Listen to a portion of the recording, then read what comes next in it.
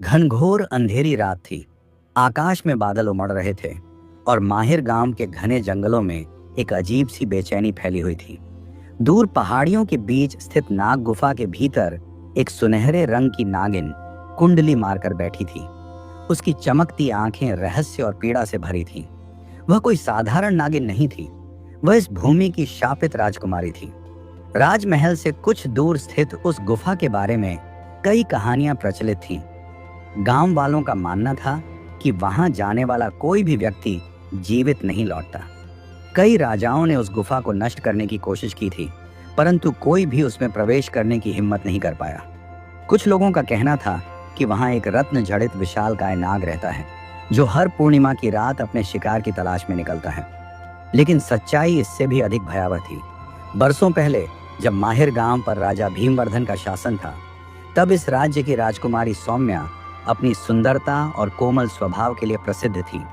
वह न केवल रूपवती थी, बल्कि ज्ञान और परोपकार में भी अद्वितीय थी। राजा भीमवर्धन ने अपने जीवन भर प्रजा की सेवा की थी और उनकी पुत्री सौम्या भी उन्हीं की तरह प्रजा के हित के लिए समर्पित थी। राजमहल में उत्सव का माहौल था। सौम्या के विवाह की तैयारियां हो रही थी। पूरे राज्य में खुशी की लहर दौड़ रही थी। बड़े बड़े राज्यों के राजकुमार इस विवाह में सम्मिलित होने के लिए आ रहे थे, परंतु सौम्या का मन विचलित था। उसकी आंखों में उदासी थी, मानो कोई अनजाना भय उसके हृदय को जकड़े हुए था। एक रात जब वह राजमहल के बगीचे में टहल रही थी, तभी एक रहस्यमयी स्त्री उसके सामने प्रकट हुई। उसकी आंखें लाल थीं और उसकी उपस्थिति से ठंडी हवाएं चलने लगीं। वह कोई साधारण स्त्री नहीं थी, वह नागलोक की एक मायावी नागिन थी।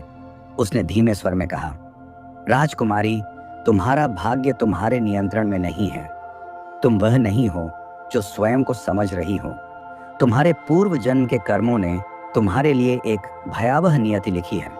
सौम्या ने भयभीत होकर कहा, तुम कौन हो? मुझे छोड़ दो। परंतु उस नागिन ने आगे बढ़कर राजकुमारी के मस्तक पर हाथ रखा और तभी सौम्या की आंखों के सामने धुंधली छवियां उभरने लगीं। उसे महसूस हुआ कि वह किसी और दुनिया में चली गई है। उसने देखा कि एक विशाल महल के भीतर एक औरत गहनों से सजी हुई खड़ी है, परंतु उसके शरीर से नागिन जैसी सुनहरी चमक उठ रही थी। चारों ओर नागों का साम्राज्य था और वह स्वयं उस दुनिया की रानी थी। राजकुमारी ने चौंक कर आंखें खोली और कांपते हुए पीछे हटी। यह क्या था? मैं कौन हूँ?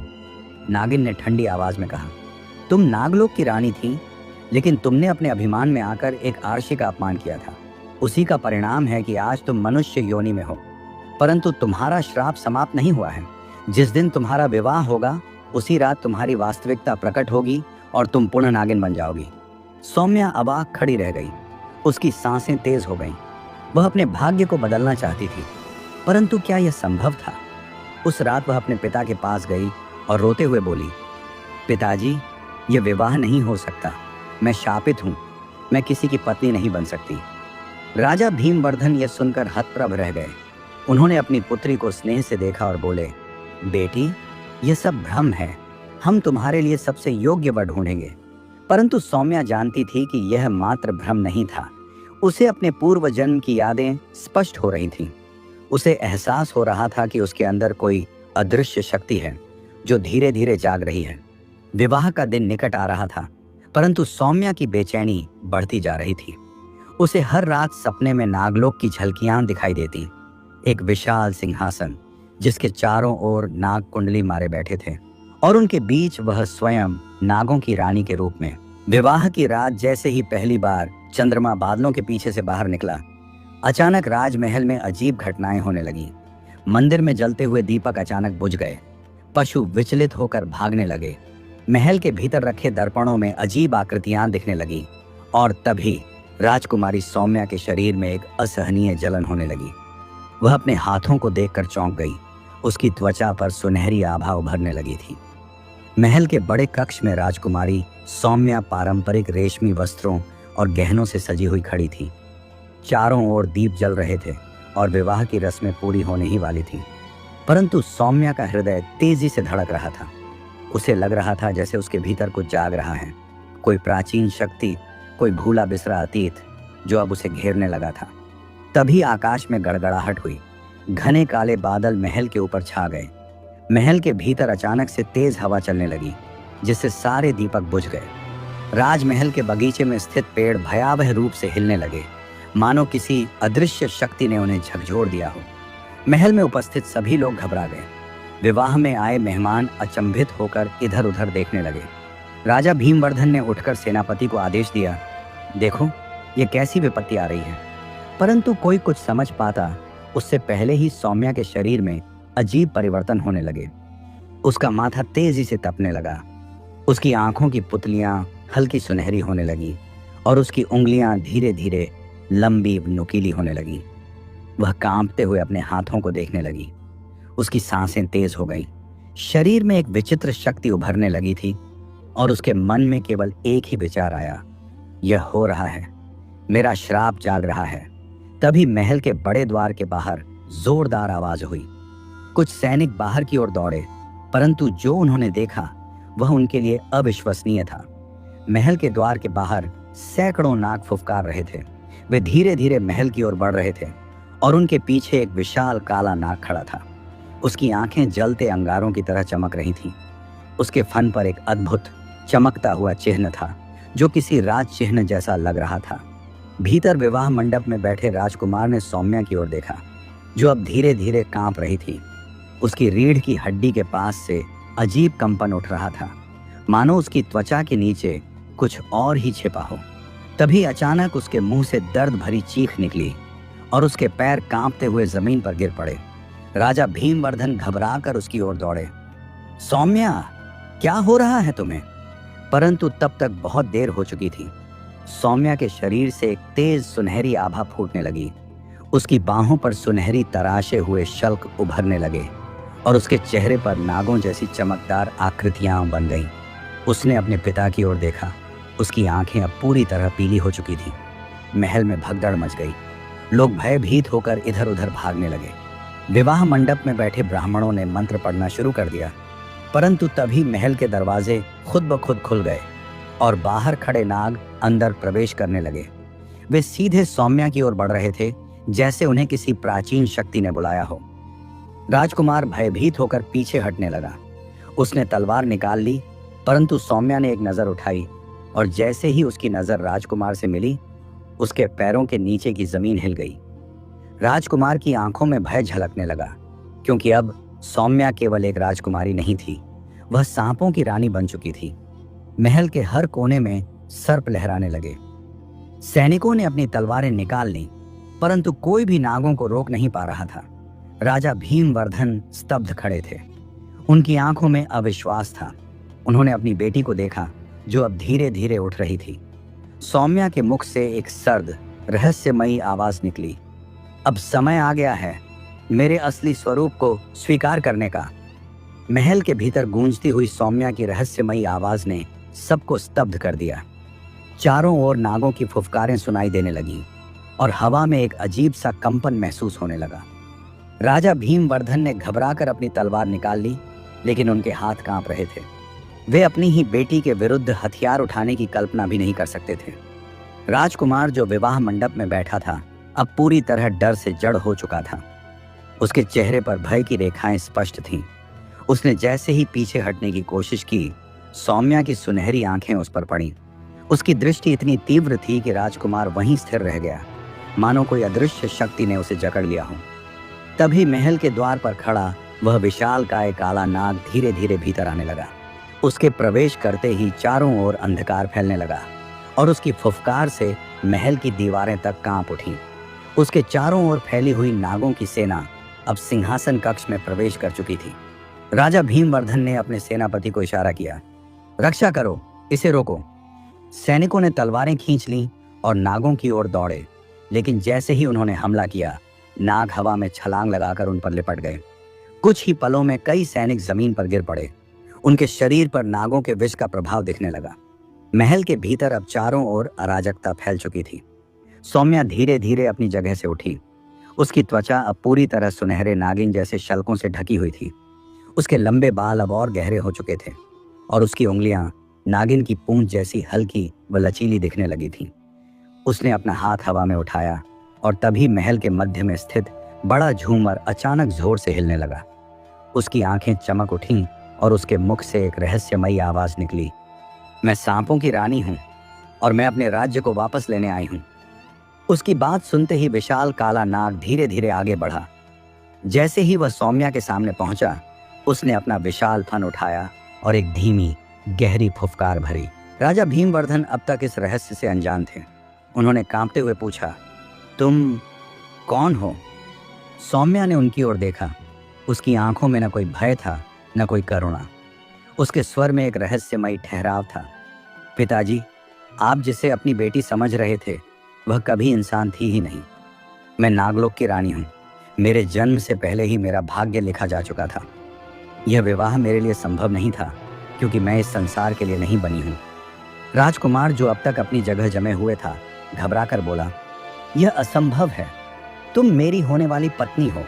सौम्या ने उसकी ओर देखा और उसके होंठों पर एक हल्की मगर ठंडी मुस्कान आई। पत्नी? तुम क्या सोचते हो कि कोई भी इंसान मुझे बांध सकता है? मैं किसी की नहीं हूं और न कभी किसी की हो सकती हूं। राजकुमार ने पीछे हटते हुए कहा, नहीं नहीं, यह कोई जादू है। तुम पहले जैसी ही थी। तुम्हें कोई श्राप मिला है, हम इसे तोड़ सकते हैं। सौम्या के चेहरे पर हल्की उदासी उभरी। श्राप? नहीं, यह मेरा वास्तविक रूप है। श्राप तो वह था जिसने मुझे इतने वर्षों तक इंसान बना रखा। अब वह समाप्त हो रहा है। तभी काले नाग ने जोर से फुफकार मारी और महल के चारों ओर रखे दीपक बुझ गए। चारों ओर घना अंधेरा छा गया। महल में मौजूद सभी लोगों के दिलों की धड़कनें तेज हो गईं। सौम्या धीरे धीरे काले नाग के समीप आई। उसकी आंखें चमक रही थीं और उसके कदमों के नीचे की जमीन पर सुनहरी लकीरें बनने लगीं। ऐसा लग रहा था जैसे धरती खुद उसे पहचान रही हो। राजा भीमवर्धन ने कांपते हुए कहा, नहीं, मैं तुम्हें ऐसे नहीं जाने दूंगा। परंतु सौम्या ने उनकी ओर देखा और उनके होंठों से कोई और शब्द नहीं निकला। एक अदृश्य शक्ति ने उन्हें रोक दिया था। उनकी आंखों में आंसू छलक आए, लेकिन वे अपनी बेटी को रोकने के लिए कुछ नहीं कर सकते थे। तभी हवा में फिर से एक गूंज सुनाई दी, एक जानी पहचानी आवाज जो अब तक महल के अंदर नहीं थी। रानी सौम्या, तुम्हारा समय आ चुका है। नागलोक तुम्हारी प्रतीक्षा कर रहा है। महल के भीतर अचानक एक अजीब सा कंपन हुआ। जैसे ही वह रहस्यमयी आवाज गूंजी, सौम्या के शरीर से एक सुनहरी आभा निकलने लगी। उसकी आंखों में एक गहरी चमक आ गई और उसकी पूरी त्वचा अब नागों जैसी झिलमिलाती सुनहरी शल्कों से ढक गई थी। राजा भीमवर्धन का हृदय तेजी से धड़कने लगा। वे स्तब्ध खड़े थे। उनकी आंखों में विश्वास और अविश्वास के मिले जुले भाव थे। उन्होंने अपनी बेटी की ओर एक अंतिम उम्मीद भरी नजर से देखा और कांपती आवाज में बोले, बेटी, मत जाओ। कुछ तो रास्ता होगा इस श्राप से मुक्त होने का। परंतु सौम्या अब अलग ही संसार में खो चुकी थी। उसकी आंखों में अब मानवीय भावना की जगह एक प्राचीन शक्ति झलक रही थी। तभी काला नाग एक कदम आगे बढ़ा और धीमे स्वर में बोला, रानी सौम्या, समय आ चुका है। अब तुम्हें अपने असली रूप में लौटना होगा। नागलोक तुम्हारी प्रतीक्षा कर रहा है। सौम्या ने अपनी सांसें गहरी कर ली। उसके मन में बीते हुए सारे पल कौंधने लगे। अपने पिता का प्रेम, महल में बिताया गया हर लम्हा, अपनी माँ की यादें। लेकिन उसे एहसास था कि यह संसार अब उसका नहीं रहा। महल के द्वारों पर खड़े नाग अब धीरे धीरे अंदर आने लगे। उनकी आंखों में एक अजीब सी चमक थी, जैसे वे किसी पवित्र क्षण की गवाह बन रहे हों। तभी राजकुमार, जो अब तक अविश्वास में जड़वत खड़ा था, घबरा कर बोला, नहीं, यह नहीं हो सकता। तुम मेरी होने वाली पत्नी हो। मैं तुम्हें ऐसे नहीं जाने दूंगा। उसने तलवार निकाल ली और आगे बढ़ा, लेकिन सौम्या ने सिर्फ एक नजर उसकी ओर डाली। उसकी आंखों से एक अजीब सी रोशनी निकली और राजकुमार की पूरी देह कांप उठी। उसकी तलवार हाथ से गिर गई और वह जड़वत रह गया, मानो किसी अदृश्य शक्ति ने उसे जकड़ लिया हो। सौम्या के चेहरे पर एक हल्की मुस्कान आई, परंतु उसमें कोई कोमलता नहीं थी। उसने धीरे से कहा, मैं किसी की नहीं हूं। मैं हमेशा से सांपों की रानी थी और हमेशा रहूंगी। राजा भीमवर्धन की आंखों में आंसू छलक आए। उन्होंने अपनी बेटी को रोकने के लिए हाथ आगे बढ़ाया, लेकिन उनके बढ़ते ही सौम्या के चारों ओर एक तेज रोशनी फैल गई। अचानक महल की दीवारों पर नागों की आकृतियां उभरने लगीं। फिर महल के आंगन के बीचों बीच जमीन फटी और वहां से एक रहस्यमयी नागमणि प्रकट हुई। उसकी रोशनी इतनी तीव्र थी कि पूरा महल जगमगा उठा। काला नाग नीचे झुका और उसने श्रद्धा से कहा, रानी सौम्या, नागमणि आपको स्वीकार कर रही है। सौम्या ने धीरे धीरे नागमणि की ओर हाथ बढ़ाया। जैसे ही उसने नागमणि को छुआ, उसकी पूरी देह चमकने लगी और एक तेज हवा पूरे महल में गूंज उठी। महल की सभी मूर्तियां हिलने लगी, दीपक खुद ब खुद जलने लगे और सारे नाग एक साथ फुफकारने लगे। राजा भीमवर्धन अब भी अपनी बेटी को रोकना चाहते थे, परंतु अब वे जानते थे कि कुछ भी करने से कोई फर्क नहीं पड़ेगा। तभी महल में गूंजती वह रहस्यमयी आवाज फिर से आई, अब समय आ गया है सांपों की रानी को उसके असली राज्य में लौटाने का। सौम्या के हाथ में नागमणि चमक रही थी और उसकी रोशनी पूरे महल को आलोकित कर रही थी। जैसे ही उसने मणि को अपने स्पर्श से स्वीकार किया, उसके चारों ओर ऊर्जा की लहरें उठने लगी। हवा में एक अदृश्य कंपन हुआ और महल की दीवारों पर उकेरी गई पुरानी नाग आकृतियां एक पल के लिए जीवंत हो गईं, जैसे वे सदियों से इस क्षण की प्रतीक्षा कर रही थीं। राजा भीमवर्धन अपनी जगह जड़ हो गए। वे देख सकते थे कि उनकी बेटी अब पूरी तरह बदल चुकी थी। वह कोई साधारण राजकुमारी नहीं रह गई थी, वह अब सांपों की रानी थी, जिसका अस्तित्व इस संसार से परे किसी और शक्ति से जुड़ा हुआ था। तभी काले नाग ने अपनी विशाल आंखें सौम्या पर गड़ा दी और झुककर कहा, रानी सौम्या, नागलोक आपको स्वीकार करने के लिए तैयार है। अब समय आ चुका है अपने असली रूप को अपनाने का। सौम्या ने गहरी सांस ली। उसके मन में पुरानी यादें दौड़ने लगी। राजमहल में बीते अपने बचपन के दिन, राजा भीमवर्धन का स्नेह, माँ की ममता, महल की गलियों में खेलना। लेकिन उसके भीतर से एक और गहरी स्मृति जाग रही थी, जो कहीं अधिक प्राचीन थी। उसकी आंखों में एक तीव्र चमक आई और उसने काले नाग की ओर देखते हुए दृढ़ स्वर में कहा, मैं तैयार हूं। तभी महल के फर्श में एक बड़ा दरार पड़ने लगी। जमीन के नीचे से हल्की नीली रोशनी निकलने लगी और धीरे धीरे वहां एक विशाल नागमंडल उभरने लगा। उसके चारों ओर नागों की आकृतियां घूम रही थीं और बीच में एक विशाल नाग द्वार प्रकट हुआ। राजमहल के सभी लोग भयभीत होकर पीछे हट गए। कुछ सैनिकों ने भागने की कोशिश की, लेकिन वे जैसे ही दरवाजे की ओर बढ़े, वहां पहले से नागों की एक विशाल सेना खड़ी थी, जो किसी को भी बाहर नहीं जाने दे रही थी।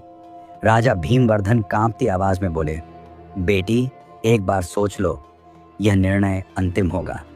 सौम्या ने अपने पिता की ओर देखा। उसकी आंखों में करुणा थी, लेकिन साथ ही एक अडिग संकल्प भी। वह धीरे धीरे आगे बढ़ी और राजा भीमवर्धन के पास आकर बोली, पिताजी, आप हमेशा मेरे लिए सबसे महत्वपूर्ण रहे हैं, लेकिन मैं इस संसार की नहीं हूँ। मेरी नियति कहीं और लिखी गई थी। राजा की आंखें नम हो गईं। वे कुछ कहना चाहते थे, लेकिन शब्द उनके गले में अटक गए। तभी जैसे ही सौम्या ने नागमंडल के केंद्र में कदम रखा, पूरा महल हिलने लगा।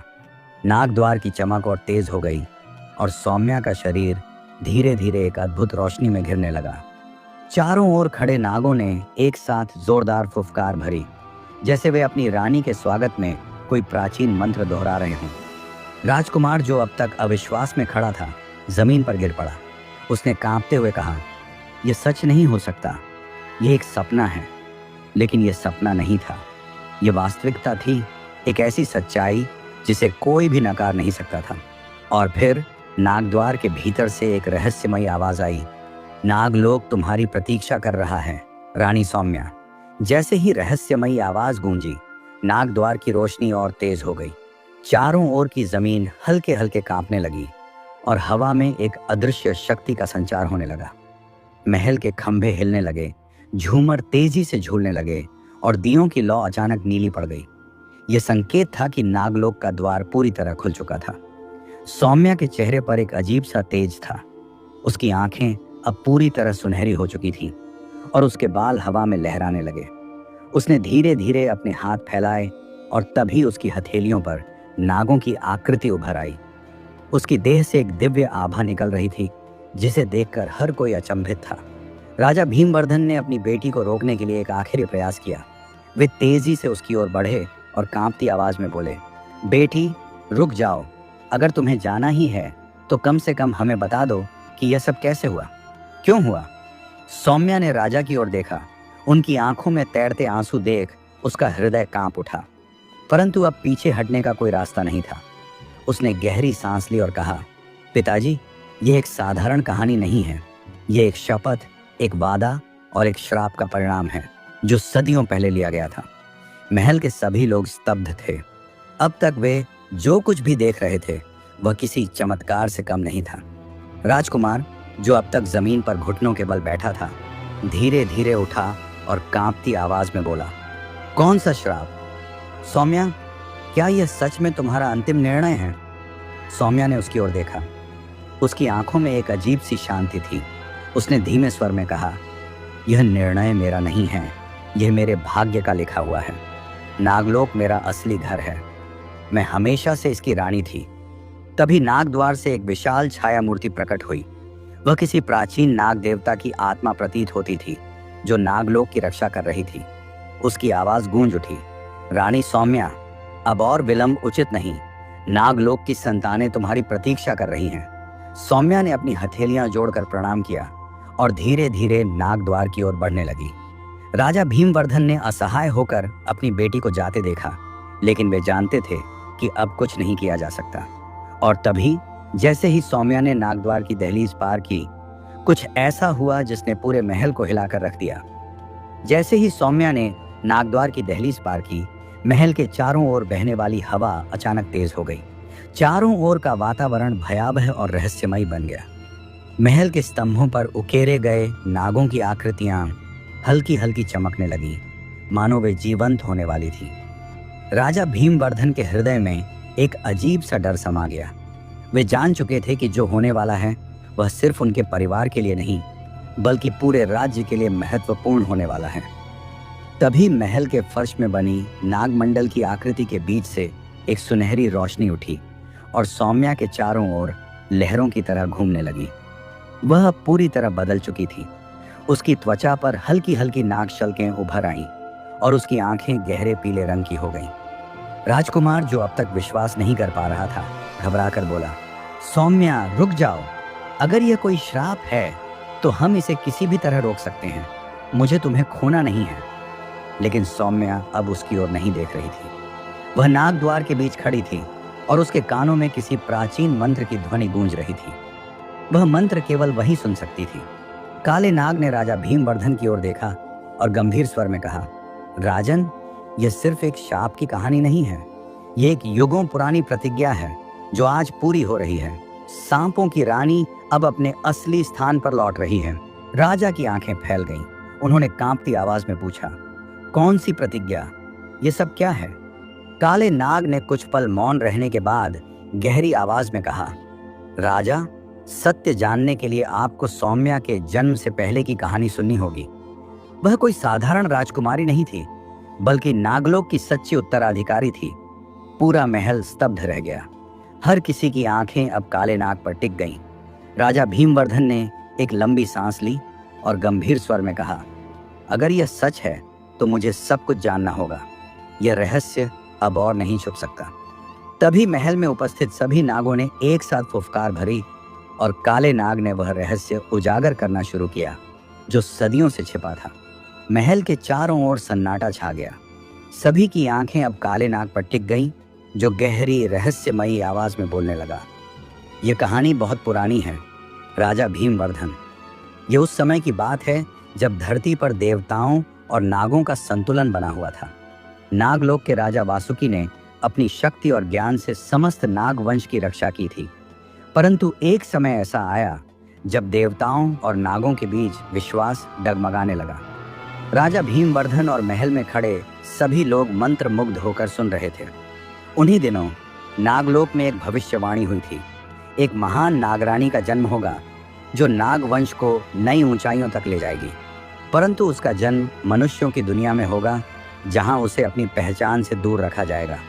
उस भविष्यवाणी के अनुसार जब वह 16 वर्ष की होगी तब उसकी असली शक्ति जागृत होगी और नागलोक उसे वापस बुला लेगा। यह सुनकर राजा भीमवर्धन का चेहरा पीला पड़ गया। उन्होंने कांपती आवाज में कहा, तुम यह कहना चाहते हो कि मेरी बेटी वही भविष्यवाणी वाली नागरानी है? काले नाग ने सिर झुकाकर उत्तर दिया, हाँ राजन, रानी सौम्या केवल आपकी बेटी नहीं है, वह नागलोक की जन्मजात उत्तराधिकारी है। राजमहल के लोग अविश्वास में एक दूसरे की ओर देखने लगे। यह सच किसी को भी पच नहीं रहा था। सौम्या खुद भी स्तब्ध थी। परंतु अब उसे समझ में आ रहा था कि क्यों बचपन से ही उसे सर्पों से इतना लगाव था, क्यों वह उनके साथ सहज महसूस करती थी। तभी नागद्वार से एक और गहरी आवाज गूंजी, जैसे स्वयं नागलोक की आत्मा बोल रही हो। रानी सौम्या, समय आ चुका है, तुम्हें अपने असली घर लौटना होगा। सौम्या ने एक गहरी सांस ली।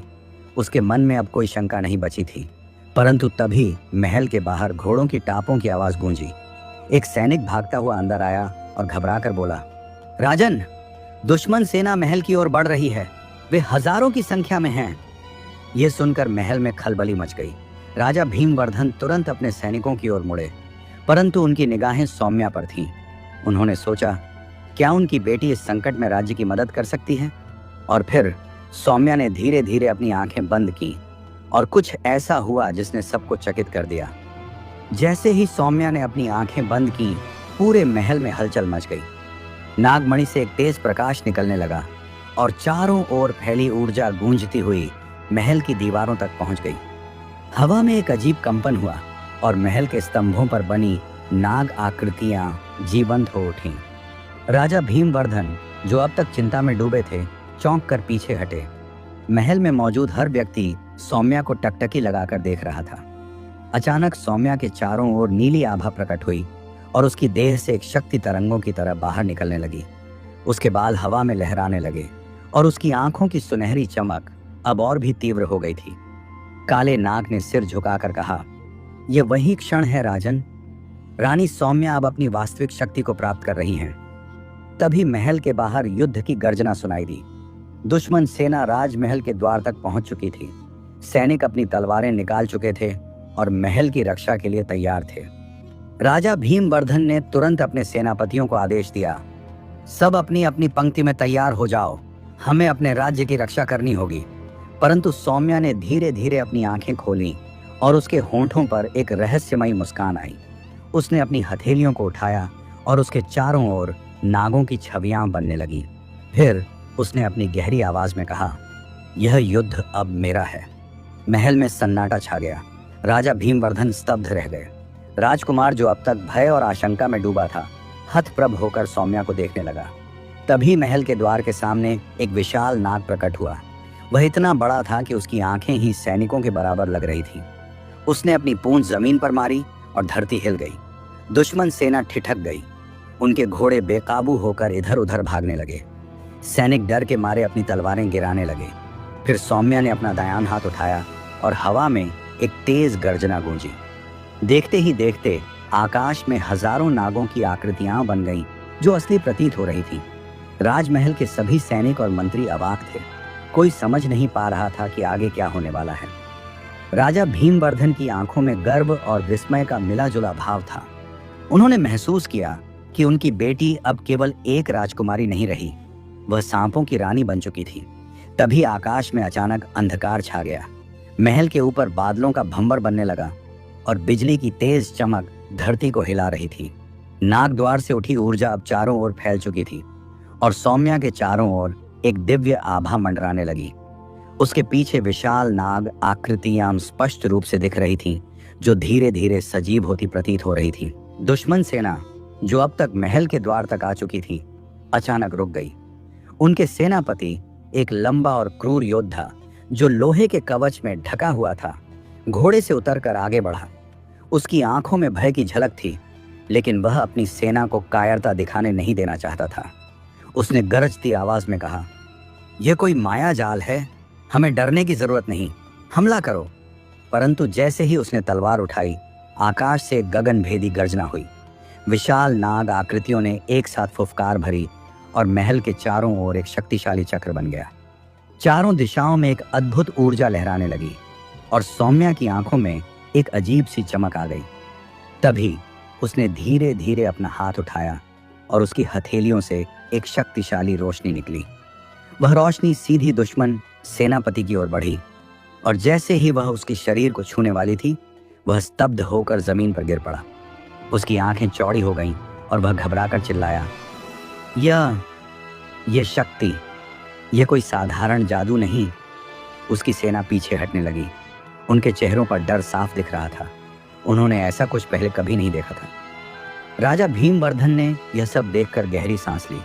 उनकी आंखों में गर्व और विस्मय था। वे जानते थे कि अब युद्ध का परिणाम पहले से ही तय हो चुका था। परंतु तभी अचानक नागद्वार की रोशनी और तेज हो गई और वहां से एक और आकृति प्रकट हुई। ये एक लंबा शक्तिशाली सर्पदेव था, जिसकी त्वचा चंद्रमा के प्रकाश जैसी चमक रही थी। उसकी आंखें रहस्यमयी नीली थीं और उसकी उपस्थिति ने पूरे वातावरण को एक नए स्तर पर पहुंचा दिया। काले नाग ने सिर झुकाकर कहा, नागलोक के रक्षक प्रकट हो चुके हैं। अब कोई भी शक्ति इस युद्ध को नहीं रोक सकती। राजमहल में खड़े सभी लोग भय और विस्मय से देखते रहे। सौम्या ने धीरे धीरे उस रहस्यमयी सर्पदेव की ओर देखा और उसके मन में एक अजीब सी अनुभूति हुई। यह कौन है? क्यों मुझे ऐसा लग रहा है कि मैं इसे पहले से जानती हूँ? और तभी सर्पदेव की रहस्यमयी आवाज गूंजी, रानी सौम्या, तुम्हें अपने अतीत की सच्चाई अब जाननी होगी। यह सुनते ही सौम्या के मन में हजारों सवाल उठने लगे, परंतु जवाब देने के बजाय सर्पदेव ने अपने हाथ बढ़ाए और अचानक चारों ओर की दुनिया धुंधली पड़ने लगी। जैसे ही सर्पदेव ने अपने हाथ आगे बढ़ाए, पूरे वातावरण में एक अदृश्य शक्ति लहराने लगी। महल की दीवारों पर बने नाग चित्र अचानक जीवंत हो उठे और नागमणि की रोशनी इतनी तेज हो गई कि किसी की भी आंखें खुली रखना कठिन हो गया। सौम्या का हृदय तेजी से धड़कने लगा। उसे ऐसा लगा जैसे वह किसी अनदेखे दायरे में खींची चली जा रही हो। हवा में मंत्रों की गूंज उठी और धीरे धीरे सब कुछ धुंधला पड़ने लगा। कुछ ही क्षणों बाद जब सौम्या ने अपनी आंखें खोली तो उसने खुद को एक अजीब दुनिया में पाया। यह न तो नागलोक था और न ही उसका राजमहल। यह एक प्राचीन स्थान था जहां विशाल नाग मूर्तियां खड़ी थीं और चारों ओर एक नीली रोशनी फैली हुई थी। सर्पदेव उसकी ओर देखते हुए गंभीर स्वर में बोले, रानी सौम्या, तुम्हारा जन्म केवल एक राजकुमारी के रूप में नहीं हुआ था। तुम इस धरती की एक महान प्रतिज्ञा का हिस्सा हो। आज तुम्हें वह सच्चाई बताने का समय आ गया है जिसे सदियों तक छुपाया गया। सौम्या ने घबराकर पूछा, कौन सी सच्चाई? मेरे जन्म से पहले क्या हुआ था? सर्पदेव ने अपनी आंखें बंद की और उनके चारों ओर एक सुनहरी आभा प्रकट हुई। देखते ही देखते हवा में एक विशाल चित्र बनने लगा। यह कोई साधारण चित्र नहीं था, यह अतीत की झलक थी। चित्र में एक भव्य महल दिखा जो नागलोक में स्थित था। वहां एक शक्तिशाली नागरानी सिंहासन पर विराजमान थी। उनकी आंखें भी सौम्या जैसी सुनहरी थी। सौम्या हतप्रभ रह गई। यह कौन है? उसने धीरे धीरे पूछा। सर्पदेव ने गंभीरता से उत्तर दिया, यह नागलोक की सबसे महान रानी थी, रानी अद्वितिया, तुम्हारी माँ। सौम्या की सांस अटक गई। मेरी माँ? सर्पदेव ने सिर हिलाया। हाँ, और तुम्हारे जन्म के समय एक भयंकर घटना घटी थी जिसने तुम्हारी नियति बदल दी। हवा में बने चित्रों ने फिर से रूप बदलना शुरू किया। अब उसमें एक भयंकर युद्ध का दृश्य दिखा। नागलोक पर एक अज्ञात शक्ति ने हमला कर दिया था। सैकड़ों नागयोद्धा युद्ध कर रहे थे, लेकिन दुश्मन बहुत शक्तिशाली था। रानी अद्वितिया ने अपनी आखिरी शक्ति लगाकर अपने नवजात शिशु सौम्या को बचाने के लिए उसे एक रहस्यमयी ढाल में छिपा दिया और जैसे ही सौम्या ने देखा, चित्रों में अचानक एक भयंकर विस्फोट हुआ। पूरे नागलोक में हाहाकार मच गया। आग की लपटें आसमान तक उठ रही थीं और एक विशाल छाया धीरे धीरे नागलोक के सिंहासन की ओर बढ़ रही थी। वह कोई साधारण योद्धा नहीं था, वह एक दैत्याकार काला नाग था जिसकी आंखें रक्तवर्ण थीं और जिसके चारों ओर एक अजीब अंधकार लहरा रहा था। उसके शरीर से निकलने वाली ऊर्जा इतनी शक्तिशाली थी कि नागलोक के सबसे बलशाली योद्धा भी उसके सामने टिक नहीं पा रहे थे। रानी अद्वितिया ने अपनी आखिरी शक्ति जुटाई और अपनी मणि को उठा लिया। उसने मंत्रोच्चार किया और मणि से एक सुनहरी किरण निकलकर शिशु सौम्या के चारों ओर फैल गई। सर्पदेव ने गहरी आवाज में कहा, रानी अद्वितिया जानती थीं कि इस युद्ध में उनका बच पाना असंभव है। उन्होंने अपनी संतान को बचाने के लिए एक अत्यंत शक्तिशाली जादू किया जिससे तुम्हें नागलोक से दूर मनुष्य लोक में भेजा जा सके। सौम्या की आंखों में आंसू आ गए। तो मेरी माँ ने मुझे अपने से दूर भेज दिया था? सर्पदेव ने सिर झुकाया। हाँ, लेकिन यह केवल तुम्हें बचाने के लिए नहीं था, यह भविष्य को सुरक्षित करने के लिए भी था। रानी अद्वितिया को पता था कि एक दिन वह दैत्याकार नाग वापस आएगा और केवल तुम ही उसे रोक सकोगी। सौम्या का हृदय तेजी से धड़कने लगा। उसकी मुट्ठियां भींच गईं। तो वह नाग कौन था? जिसने मेरी मां को हराया, जिसने पूरे नागलोक को तबाह कर दिया। सर्पदेव ने धीरे से उत्तर दिया, उसका नाम है काल सर्प।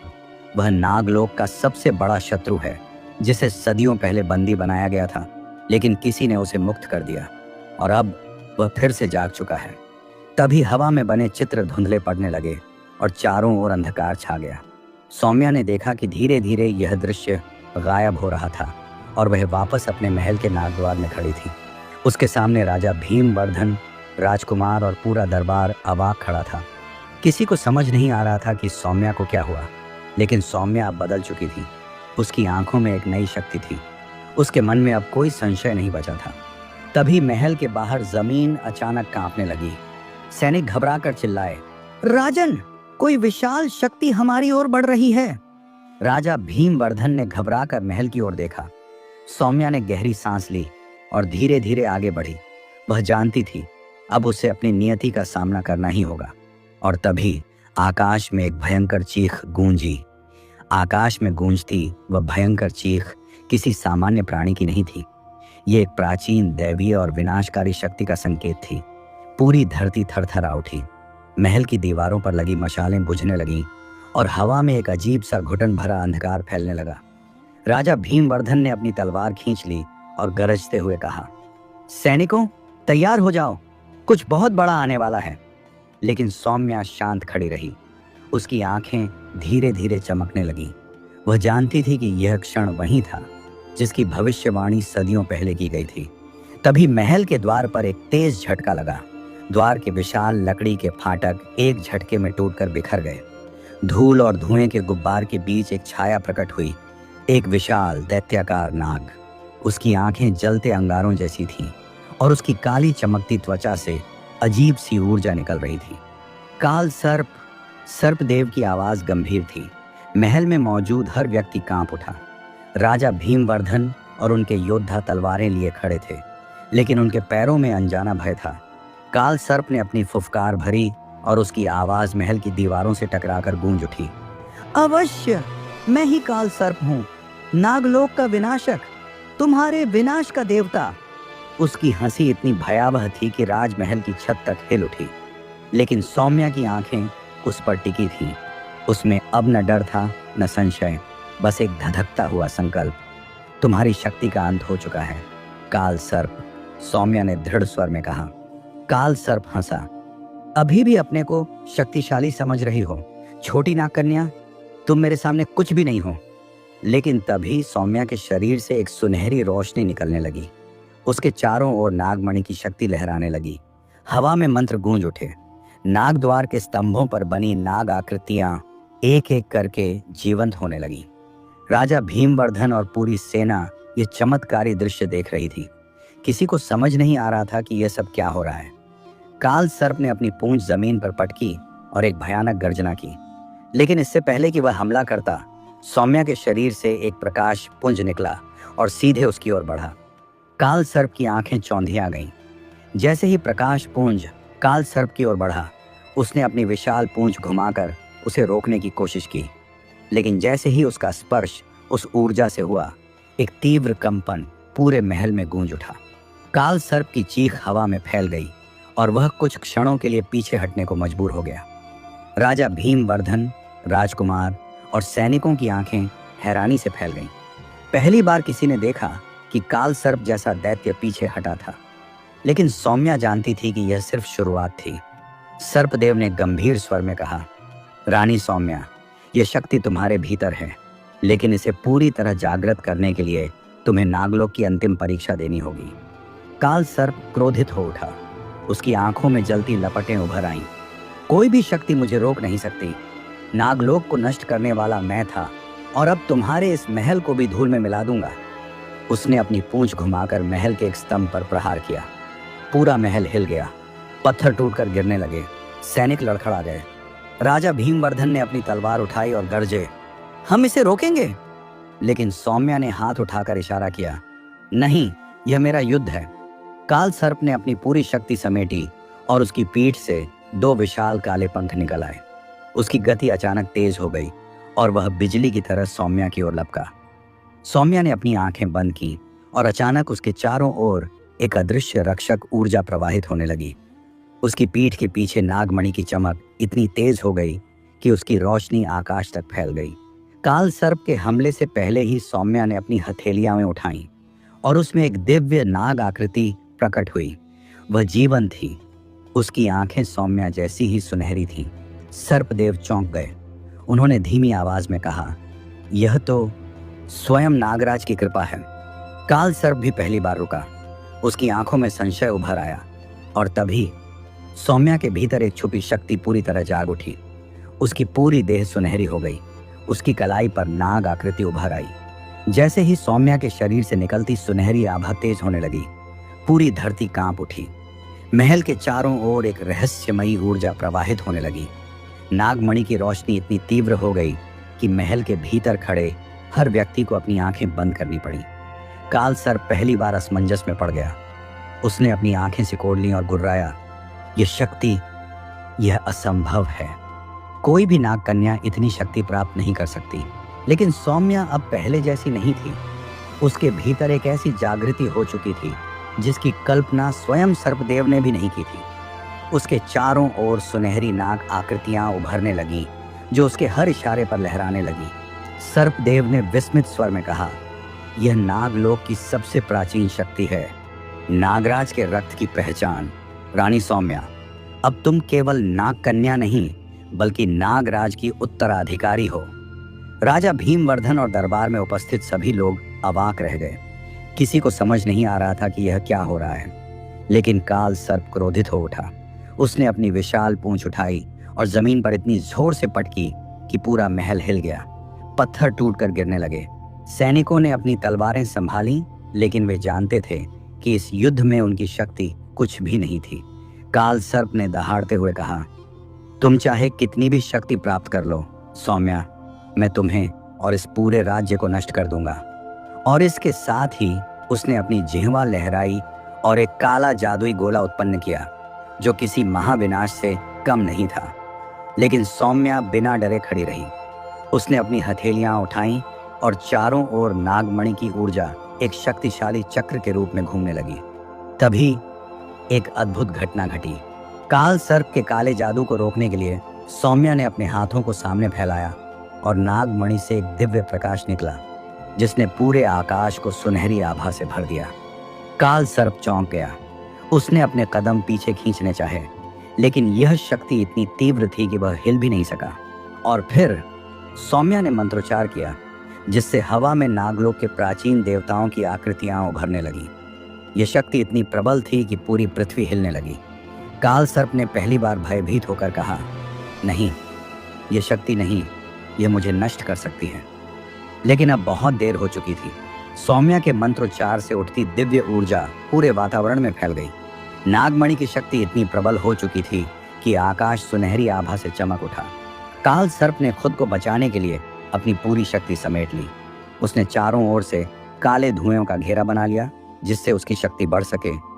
लेकिन यह धुआं सौम्या की ऊर्जा के सामने टिक नहीं पाया। धीरे धीरे वह धुआं छोंटने लगा और काल सर्प की असली कमजोरियां सामने आने लगी। सर्पदेव ने गहरी आवाज में कहा, रानी सौम्या, ये समय है। तुम्हें नागलोक की खोई हुई शक्ति को जागृत करना होगा। सौम्या की आंखों में अद्भुत चमक आ गई। उसने अपनी दोनों हथेलियां ऊपर उठाईं और अचानक आकाश में एक विशाल नाग आकृति प्रकट हुई। वह नाग किसी साधारण सर्प की तरह नहीं था, वह स्वर्णिम था। उसकी आंखों में ब्रह्मांड की शक्ति थी। काल सर्प घबराकर पीछे हटा। यह नागराज की आत्मा है। सौम्या ने अपनी हथेलियों से ऊर्जा छोड़ी और वह दिव्य नाग आकृति काल सर्प की ओर लपकी। काल सर्प ने पूरी शक्ति लगाकर अपने काले जादू से बचने की कोशिश की, लेकिन जैसे ही वह ऊर्जा उसके शरीर से टकराई, उसकी पूरी देह कांप उठी। उसने दर्द में चीखते हुए कहा, नहीं, यह शक्ति मेरे अस्तित्व को समाप्त कर देगी। राजा भीमवर्धन, राजकुमार और दरबार के सभी लोग आश्चर्य से यह दृश्य देख रहे थे। कोई भी कल्पना नहीं कर सकता था कि सौम्या इतनी शक्तिशाली हो जाएगी। काल सर्प की काली चमक अब मध्यम पड़ने लगी थी।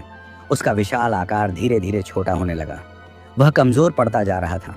लेकिन तभी कुछ ऐसा हुआ जिसकी किसी ने कल्पना नहीं की थी। काल सर्प की जगह एक और छवि प्रकट होने लगी। ये छवि किसी और की थी। सौम्या की आंखें आश्चर्य से फैल गईं। यह कैसे संभव है? राजा भीमवर्धन भी स्तब्ध रह गए, क्योंकि अब वहां खड़ा प्राणी कोई और नहीं बल्कि एक सदियों पुरानी भूली हुई शक्ति थी। काल सर्प की काली छाया धीरे धीरे मिटने लगी और उसके स्थान पर एक रहस्यमयी आकृति उभरने लगी। यह कोई साधारण जीव नहीं था। उसकी आंखें गहरी नीली थीं और उसके चारों ओर एक दिव्य आभा थी। सौम्या का हृदय तेजी से धड़कने लगा। उसे महसूस हो रहा था कि यह आकृति किसी अतीत के रहस्य से जुड़ी हुई थी। तभी सर्पदेव की गूंजती आवाज आई, यह असंभव है। यह तो नागलोक के प्राचीन संरक्षक अनंत नाग की छवि है। राजा भीमवर्धन, राजकुमार और महल के सभी लोग स्तब्ध रह गए। काल सर्प ने कांपती आवाज में कहा, मैं नष्ट नहीं हुआ, मैं मुक्त हुआ हूं। सौम्या की आंखें हैरानी से फैल गईं। मुक्त? तुम कौन हो वास्तव में? अनंत नाग ने गहरी सांस ली और कहा, मैं वही हूं जिसे काल सर्प के रूप में कैद कर दिया गया था। यह एक शाप था जो अब तुम्हारी शक्ति से समाप्त हो चुका है। महल में सन्नाटा छा गया। कोई भी कुछ नहीं समझ पा रहा था। सौम्या ने कठोर स्वर में पूछा, किसने तुम्हें शापित किया था? अनंत नाग की आंखों में एक गहरी पीड़ा उभर आई। जिसने नागलोक को विभाजित किया, जिसने हमें हमारे ही लोक से दूर कर दिया, और वह शक्ति आज भी कहीं जीवित है। सौम्या की सांस अटक गई। इसका मतलब था कि काल सर्प के पीछे कोई और भी था, कोई ऐसा जो इससे भी अधिक शक्तिशाली था। महल की दीवारें एक बार फिर कंपन करने लगी। सर्पदेव चिंतित स्वर में बोले, सौम्या, अगर यह सच है तो इसका अर्थ यह है कि असली युद्ध अभी बाकी है। और तभी दूर क्षितिज पर एक नई छाया उभरने लगी। ये छाया और भी भयानक थी और इसके आगमन से पूरे वातावरण में एक असहनीय गर्मी फैलने लगी। सौम्या ने गहरी सांस ली। महल के चारों ओर अजीब सी गर्मी फैलने लगी। हवा भारी हो गई, जैसे किसी अदृश्य शक्ति ने उसे जकड़ लिया हो। दूर क्षितिज पर जो छाया उभरी थी वह अब धीरे धीरे स्पष्ट होने लगी। यह कोई साधारण आकृति नहीं थी। यह एक विशाल नाग था, लेकिन इसकी त्वचा अग्नि जैसी लाल थी और इसकी आंखों में जलते अंगारों की तरह भयंकर चमक थी। सौम्या ने अपनी मुठ्ठियां भींच ली। उसे महसूस हो गया था कि यह वही शक्ति थी जिसके बारे में अनंत नाग ने चेतावनी दी थी। सर्पदेव ने गहरी आवाज में कहा, यह अग्निनाग है, नागलोक का सबसे प्राचीन और सबसे विनाशकारी योद्धा। राजा भीमवर्धन और महल के सभी योद्धा अपनी तलवारें संभाल चुके थे, लेकिन वे जानते थे कि यह युद्ध केवल शारीरिक नहीं था, यह शक्ति और रहस्यों की लड़ाई थी। अग्निनाग ने जोर से फुफकार भरी और उसकी आवाज आसमान में गूंज गई, मैं उस शक्ति को लेने आया हूं जो सदियों से छुपाई गई थी। सौम्या ने एक कदम आगे बढ़ाया, तुम कौन हो और यह शक्ति क्या है? अग्निनाग ने ठंडी हंसी हंसते हुए कहा, जिसे तुम नागमणि समझती हो वह केवल एक हिस्सा है। असली शक्ति नागलोक के हृदय में दबी हुई है और मैं उसे पाने के लिए कुछ भी कर सकता हूँ। इतना कहकर उसने अपनी पूंछ घुमाई और जमीन में दरारें पड़ने लगी। पूरा महल हिल गया। सौम्या ने अपनी ऊर्जा समेटी और अपने हाथ उठाए। नागमणि की सुनहरी चमक तेज हो गई और उसके चारों ओर एक ऊर्जा ढाल बनने लगी। लेकिन अग्निनाग ने क्रोधित होकर अपनी अग्नि छोड़ दी। वह आग इतनी तीव्र थी कि पूरा वातावरण जलने लगा। राजा भीमवर्धन और उनके सैनिकों ने अपनी ढालें उठाईं, लेकिन वे जानते थे कि यह आग किसी भी सामान्य हथियार से नहीं रोकी जा सकती। सौम्या ने गहरी सांस ली। उसने अपने भीतर की शक्ति को महसूस किया। यह शक्ति सिर्फ नागमणि की नहीं थी, यह नागलोक की आत्मा थी। और तभी उसने अपने दोनों हाथ उठाकर एक मंत्र पढ़ा। अचानक आकाश में बिजली चमक उठी और चारों ओर नागलोक की दिव्य आकृतियां उभरने लगीं। अग्निनाग चौंक गया। उसकी आंखों में पहली बार डर दिखाई दिया, लेकिन यह बस शुरुआत थी। जैसे ही सौम्या के मंत्रोच्चार की गूंज पूरे आकाश में फैलने लगी, दिव्य नाग आकृतियां और अधिक स्पष्ट होती गईं। वे किसी साधारण छाया की तरह नहीं थी, वे जीवन थीं, ऊर्जा से भरपूर, जैसे नागलोक स्वयं सौम्या की पुकार का उत्तर दे रहा हो। अग्निनाग पीछे हटा। उसकी आंखों में पहली बार भय झलकने लगा। यह संभव नहीं। नागलोक की आत्माएं किसी को स्वीकार नहीं करती, वे किसी के लिए नहीं लड़ती। लेकिन सौम्या की ऊर्जा अब और भी तीव्र हो चुकी थी। उसकी आंखें पूरी तरह सुनहरी हो गईं और नागमणि की चमक इतनी बढ़ गई कि पूरे महल पर एक दिव्य आभा छा गई। सर्पदेव ने गहरी आवाज में कहा, रानी सौम्या, अब समय आ गया है, तुम्हें नागलोक की अंतिम शक्ति को जगाना होगा। सौम्या ने अपनी हथेलियां आकाश की ओर उठाईं। बिजली की कई धाराएं आकाश में उभर आईं और चारों ओर नागों के दिव्य मंत्र गूंजने लगे। अग्निनाग ने अपनी पूंछ घुमाई और महल की ओर भयंकर अग्नि छोड़ी, लेकिन जैसे ही वह सौम्या के पास पहुंची, नागमणि से निकली ऊर्जा ने उसे पूरी तरह समाहित कर लिया। अग्निनाग क्रोध से चिल्लाया, यह शक्ति मुझे रोक नहीं सकती। और तभी सौम्या की ऊर्जा से कुछ ऐसा प्रकट हुआ जिसे देखकर सभी स्तब्ध रह गए। नागमणि के चारों ओर एक विशाल आकार बनने लगा। यह कोई साधारण आकृति नहीं थी, यह स्वयं नागलोक के मूल रक्षक महानगराज वासुकी की आत्मा थी। राजा भीमवर्धन और दरबार के लोग हैरानी से देख रहे थे। यह ऐसा दृश्य था जो सदियों से किसी ने नहीं देखा था। अग्निनाग ने घबराकर पीछे हटते हुए कहा, नहीं, यह शक्ति तो केवल नागलोक के असली राजा के पास हो सकती है। सौम्या ने गंभीर स्वर में कहा, और वही शक्ति आज यहाँ जागृत हो चुकी है। अग्निनाग ने एक अंतिम प्रयास किया। उसने अपनी पूरी शक्ति समेटी और एक जलती हुई ज्वाला के रूप में सौम्या पर प्रहार किया। लेकिन सौम्या ने अपनी आंखें बंद की और अपने दोनों हाथ जोड़कर एक अंतिम मंत्र पढ़ा। अचानक समय रुक गया, हवा ठहर गई, चारों ओर केवल दिव्य ऊर्जा का प्रवाह था। अग्निनाग की जलती हुई ज्वाला जैसे ही सौम्या की ओर बढ़ी, नागमणि से निकली दिव्य ऊर्जा ने उसे पूरी तरह निगल लिया।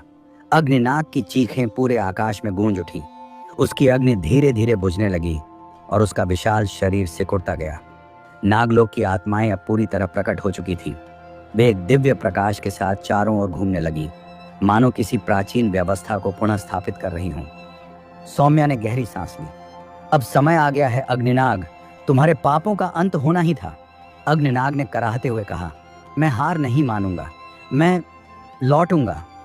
लेकिन इससे पहले कि वह कुछ और कह पाता, नागमणि की शक्ति ने उसे पूरी तरह समाहित कर लिया। अग्निनाग की देह भस्म हो गई और उसकी आत्मा नागलोक के न्याय के अधीन चली गई। महल में सन्नाटा छा गया। राजा भीमवर्धन आगे आए और सौम्या के पास खड़े हो गए। आज तुमने जो किया वह केवल इस राज्य को नहीं, बल्कि पूरे नागलोक को बचाने का कार्य था।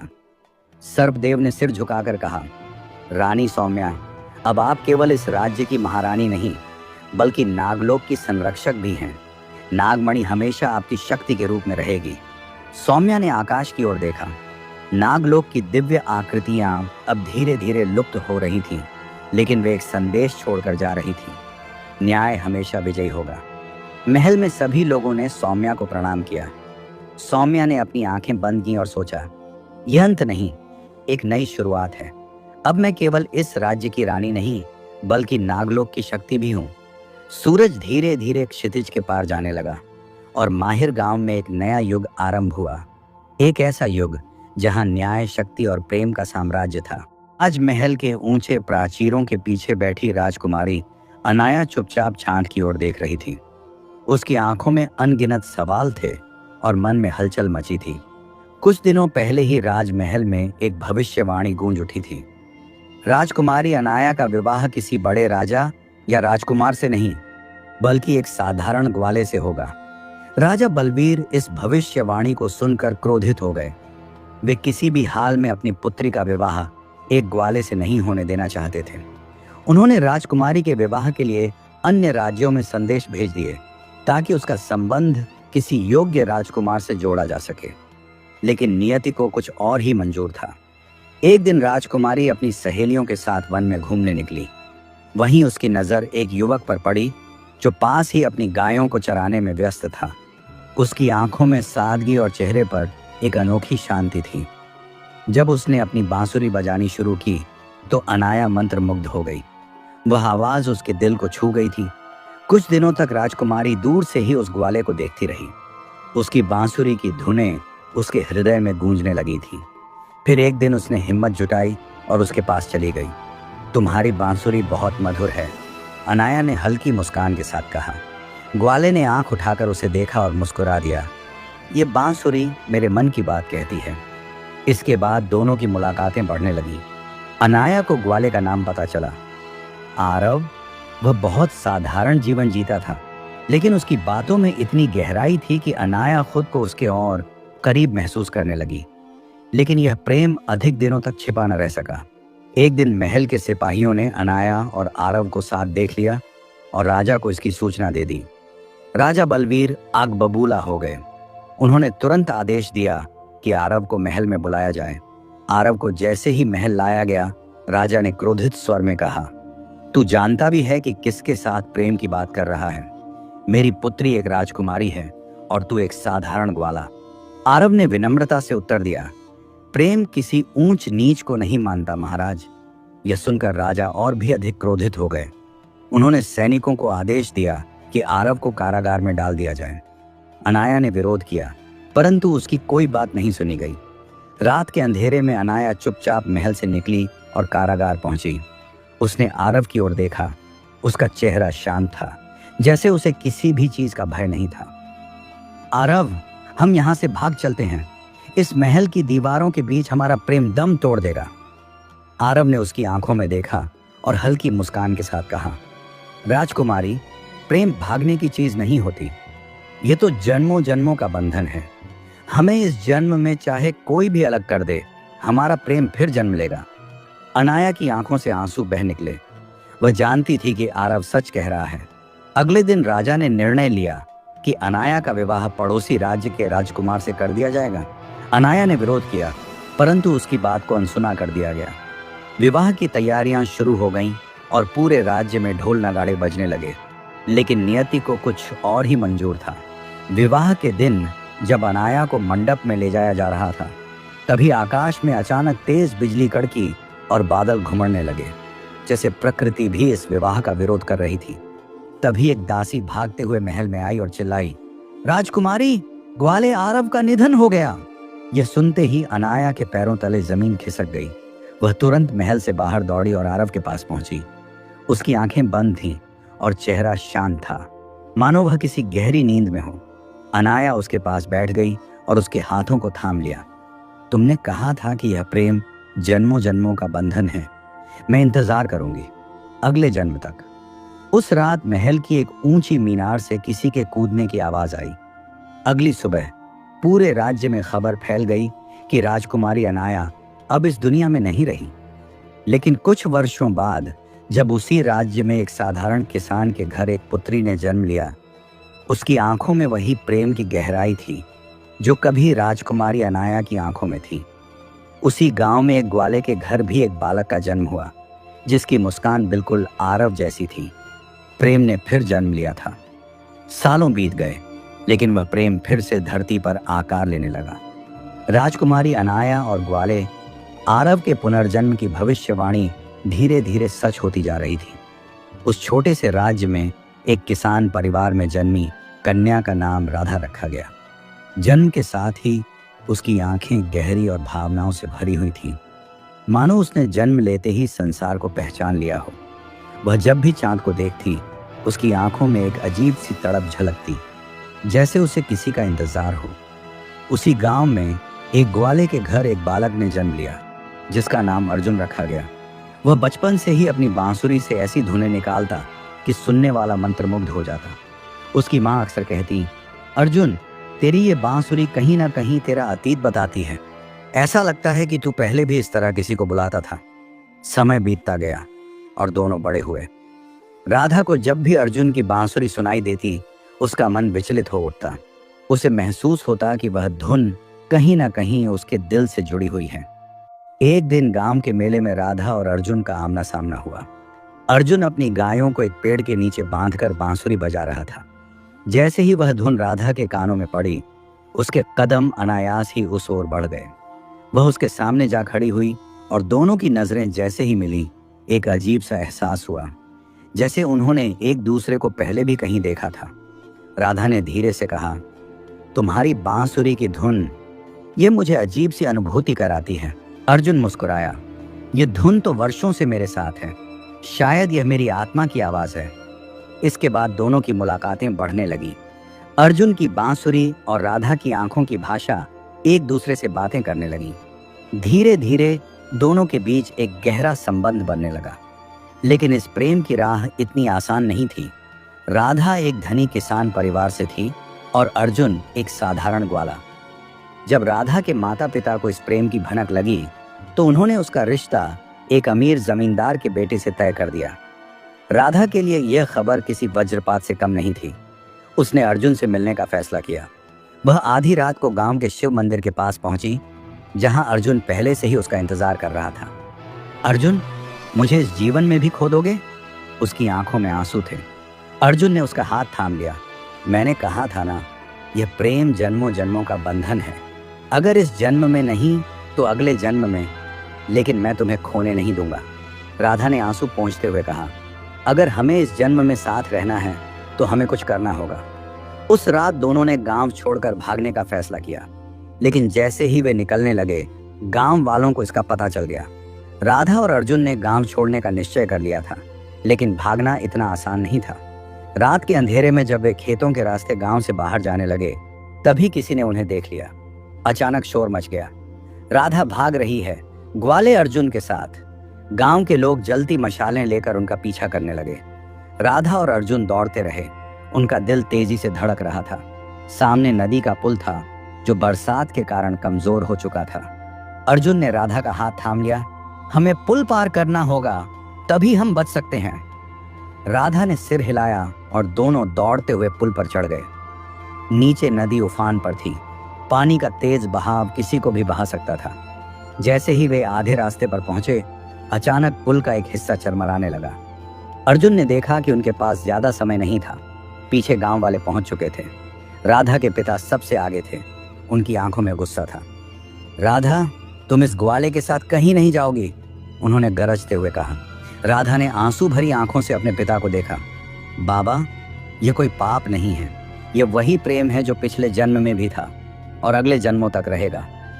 लेकिन राजा को यह स्वीकार नहीं था। उन्होंने अपने आदमियों को इशारा किया, उन्हें रोक लो।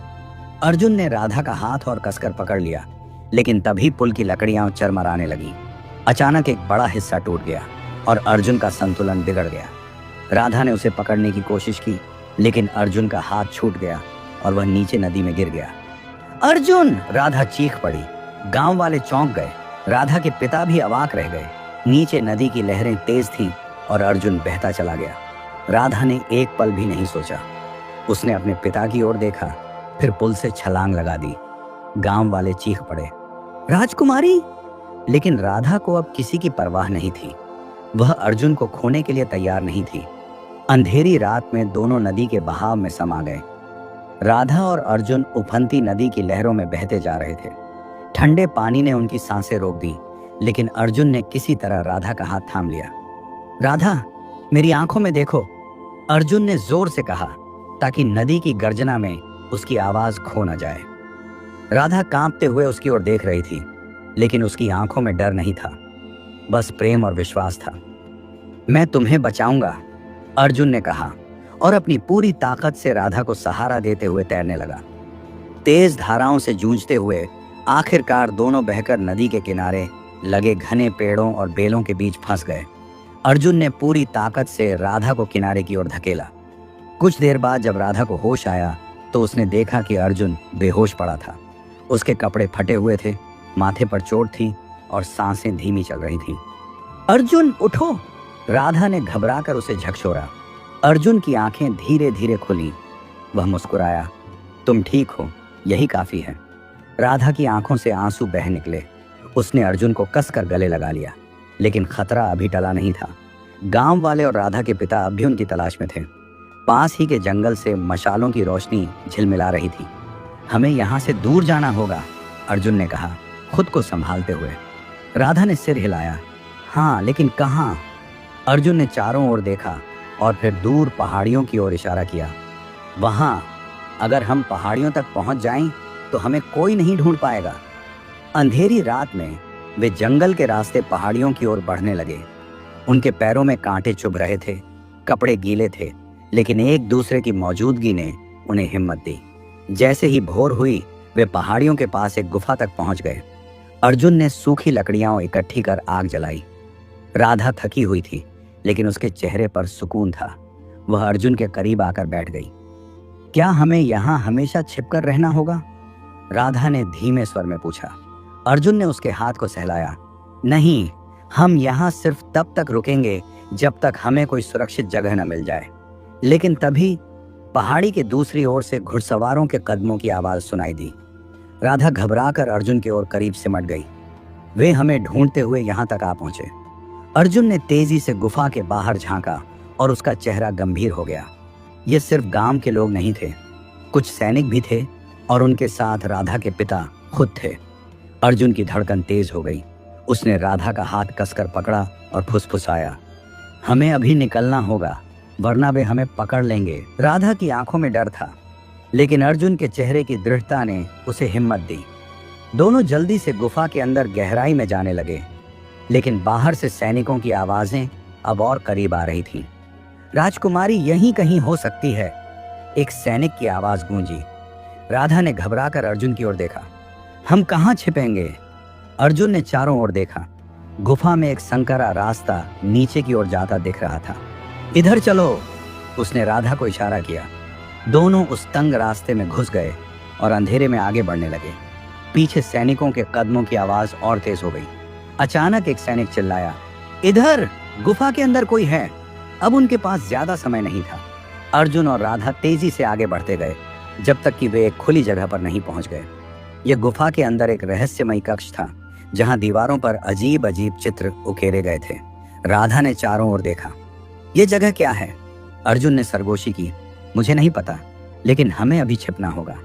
लेकिन तभी एक जोरदार धमाके की आवाज आई। गुफा का प्रवेश द्वार ढह गया और पूरा रास्ता धूल और पत्थरों से भर गया। सैनिक बाहर ही रह गए थे और अब राधा और अर्जुन गुफा में फंस चुके थे। राधा की सांसें तेज हो गईं। अब हम क्या करेंगे? अर्जुन ने उसके कंधे पर हाथ रखा। डरो मत, मैं तुम्हें यहां से सुरक्षित निकालूंगा। लेकिन इस गुफा में सिर्फ अंधेरा ही नहीं था, यहां कुछ और भी था, कुछ रहस्यमयी। राधा और अर्जुन गुफा के भीतर घने अंधकार में खड़े थे। बाहर सैनिक चिल्ला रहे थे, लेकिन पत्थरों के गिरने से रास्ता पूरी तरह बंद हो चुका था। अब वे इस रहस्यमयी गुफा में अकेले थे। राधा ने अर्जुन का हाथ कसकर पकड़ लिया।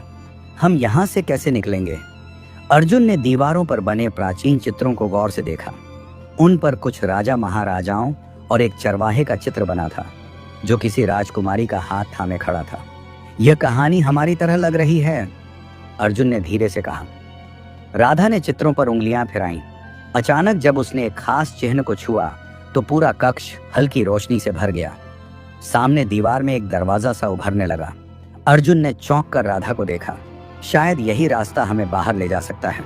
राधा ने धीरे से सिर हिलाया, लेकिन जैसे ही वे दरवाजे के पास पहुंचे, गुफा के अंदर से धीमी धीमी फुसफुसाहटें सुनाई देने लगी। कौन है वहां? राधा ने घबराकर पूछा। अर्जुन ने मशाल उठाई और सावधानी से आगे बढ़ा। सामने एक पत्थर की वेदी थी, जिस पर एक पुरानी तलवार रखी थी। दीवारों पर चमगादड़ मंडरा रहे थे और हवा में किसी अदृश्य शक्ति का एहसास हो रहा था। यह कोई साधारण जगह नहीं है, अर्जुन फुसफुसाया। राधा ने उसके करीब आकर पूछा, अब क्या करें? अर्जुन ने गहरी सांस ली और तलवार उठाने के लिए हाथ बढ़ाया, लेकिन तभी गुफा की दीवारें हिलने लगीं और कोई छाया वहां आकार लेने लगी। अर्जुन का हाथ जैसे ही तलवार के करीब पहुंचा, गुफा की दीवारें कांपने लगीं। पत्थरों पर उकेरे गए चित्रों से हल्की रोशनी निकलने लगी और अचानक एक गहरी भारी आवाज गूंजी, जो इस तलवार को उठाएगा उसे अपनी नीयत साबित करनी होगी। राधा ने डरकर अर्जुन का हाथ पकड़ लिया। अर्जुन, ये क्या हो रहा है? अर्जुन ने गहरी सांस ली और कहा, शायद यह तलवार किसी रहस्य से जुड़ी हुई है। अगर हमें यहां से बाहर निकलना है तो मुझे इसे उठाना ही होगा। राधा ने उसे सावधान किया। लेकिन अगर यह कोई श्राप हुआ तो? अर्जुन ने उसकी आंखों में देखा। मैं तुम्हारे लिए कोई भी खतरा उठाने को तैयार हूं। उसने धीरे धीरे तलवार को उठाया। जैसे ही तलवार उसके हाथ में आई, पूरी गुफा में तेज रोशनी फैल गई और सामने की दीवार पर एक दरवाजा खुल गया। लेकिन तभी गुफा के अंदर से एक काले धुएं की आकृति उभरने लगी। उसकी लाल चमकती आंखें अर्जुन और राधा की ओर देख रही थीं। तुम इस तलवार के योग्य नहीं हो, वह रहस्यमयी आकृति गर्जी। अर्जुन ने तलवार को कसकर पकड़ा। मैं अपने प्रेम और हिम्मत से इसे साबित कर दूंगा। राधा ने अर्जुन के पीछे खड़े होकर प्रार्थना की, हमारा प्रेम सच्चा है, कृपया हमें जाने दो। लेकिन वह छाया हंसने लगी। सिर्फ प्रेम से कोई तलवार का हकदार नहीं बनता। इसे साबित करने के लिए तुम्हें एक परीक्षा देनी होगी। अर्जुन ने बिना हिचकिचाए कहा, बताओ मुझे क्या करना होगा। छाया ने उसकी ओर इशारा किया, तुम्हें उस रास्ते से जाना होगा जहां से कोई कभी लौट कर नहीं आया। सामने गुफा में एक और दरवाजा खुल गया, लेकिन उसके अंदर सिर्फ अंधेरा था। राधा ने अर्जुन का हाथ पकड़ लिया, तुम वहां अकेले नहीं जाओगे। अर्जुन ने उसकी ओर देखा और मुस्कुराया, हमने हर मुश्किल साथ पार की है, यह भी करेंगे। और दोनों ने बिना किसी डर के उस अंधेरे दरवाजे में कदम रख दिया। जैसे ही अर्जुन और राधा ने उस अंधेरे दरवाजे में कदम रखा, चारों ओर घना अंधेरा छा गया। हवा ठंडी और भारी हो गई और हर दिशा से फुसफुसाहटें सुनाई देने लगीं। अर्जुन ने तलवार को कसकर पकड़ लिया और राधा का हाथ थामे आगे बढ़ने लगा। अचानक उनके सामने एक विशाल पत्थर का पुल प्रकट हुआ, जो एक गहरी खाई के ऊपर बना था। खाई इतनी गहरी थी कि उसका अंत दिखाई नहीं दे रहा था। दूसरी ओर एक दरवाजा था जिससे हल्की रोशनी झलक रही थी। राधा ने चिंतित होकर पूछा, हमें इस पुल को पार करना होगा। अर्जुन ने सिर हिलाया, और कोई रास्ता नहीं दिख रहा, हमें हिम्मत रखनी होगी। जैसे ही उन्होंने पहला कदम रखा, पुल हिलने लगा। उनकी हर एक चाल के साथ पत्थर खिसकने लगे, मानो यह परीक्षा का हिस्सा हो। अचानक उनके सामने एक धुंधली छाया प्रकट हुई। कौन हो तुम? अर्जुन ने तलवार उठाते हुए पूछा। छाया की आवाज गूंजी, मैं इस परीक्षा का रक्षक हूं। जो इस पुल को पार करना चाहता है, उसे अपने सबसे बड़े भय का सामना करना होगा। अर्जुन और राधा ने एक दूसरे की ओर देखा। तभी चारों ओर धुंध गहराने लगी और अचानक अर्जुन को अपने सामने महल के सैनिक दिखाई देने लगे। वे तलवारें लिए उसकी ओर बढ़ रहे थे और उनके पीछे क्रोधित राजा खड़ा था। राजा गरजा, तुमने मेरी बेटी का अपहरण किया, अब इसकी सजा तुम्हें मिलेगी। अर्जुन ने तलवार कसकर पकड़ी, लेकिन तभी उसने महसूस किया कि उसका शरीर जकड़ने लगा है। उसके हाथ पैर जैसे पत्थर के हो रहे थे। राधा ने घबराकर उसे देखा। अर्जुन, क्या हो रहा है? छाया की आवाज फिर आई। यह उसका भय है, राजा से हारने का भय। अगर यह डर उसे जकड़ ले तो वह कभी आगे नहीं बढ़ पाएगा। राधा ने अर्जुन के पास आकर उसका चेहरा अपने हाथों में लिया। अर्जुन, यह असली नहीं है, यह सिर्फ तुम्हारे मन का डर है। तुम राजा से नहीं डरते, तुमने हमेशा हिम्मत दिखाई है। अर्जुन की आंखों में एक चमक आई।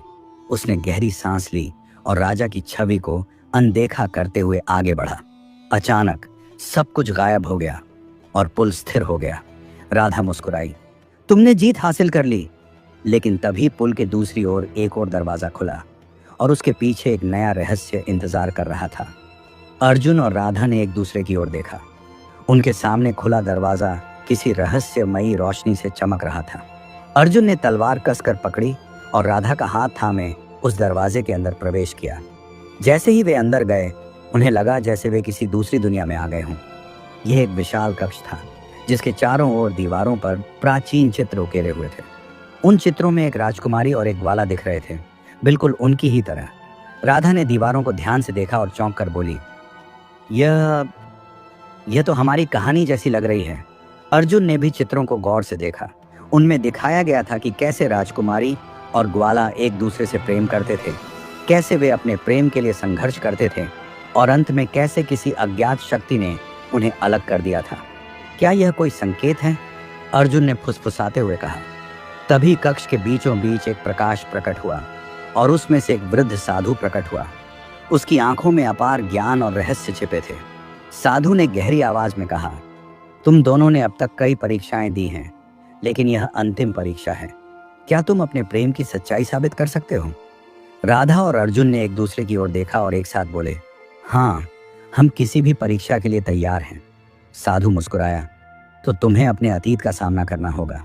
अचानक कक्ष की दीवारें चमक उठीं और उनके सामने एक और दृश्य उभरने लगा।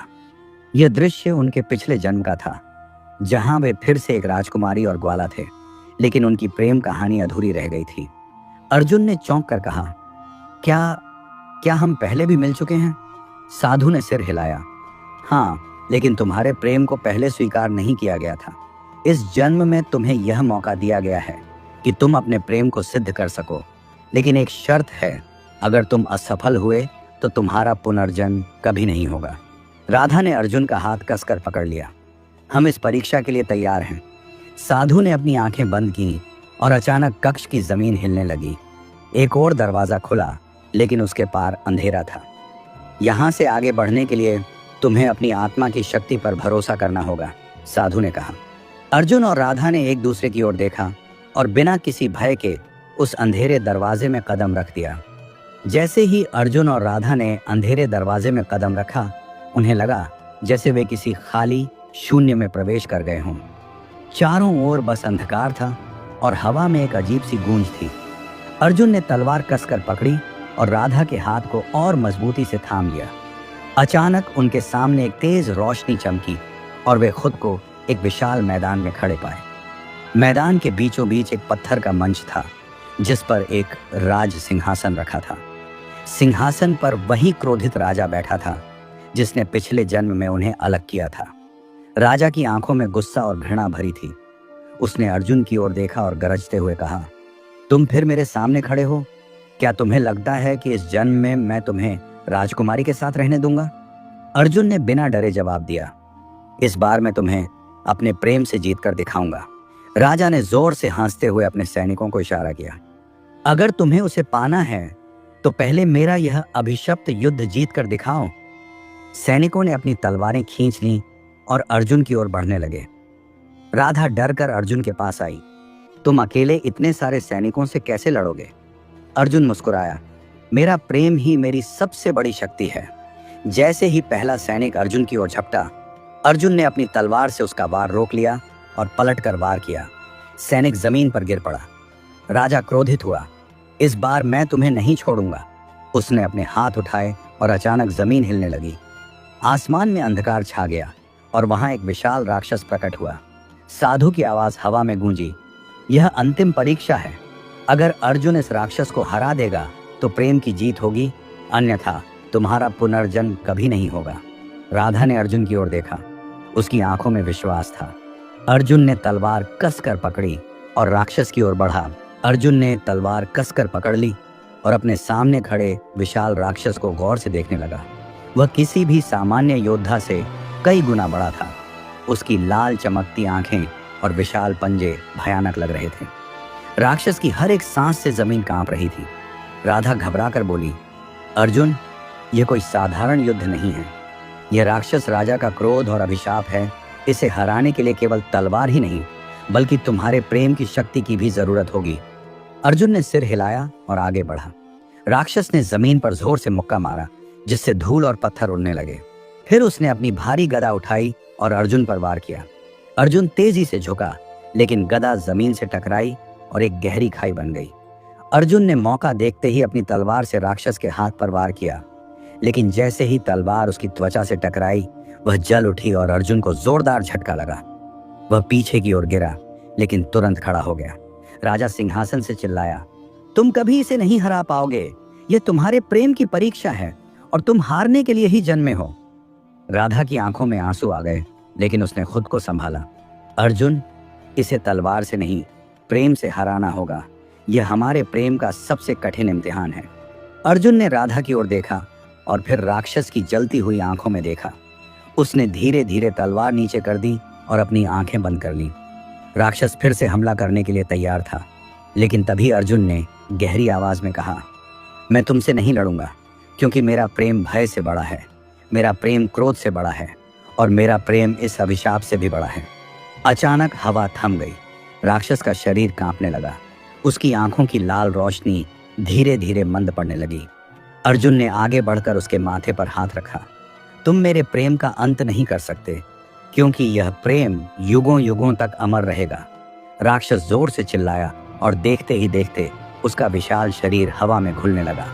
कुछ ही क्षणों में वह पूरी तरह गायब हो गया और उसके साथ ही चारों ओर फैला अंधकार भी मिट गया। राजा अवाक रह गया। नहीं, यह असंभव है।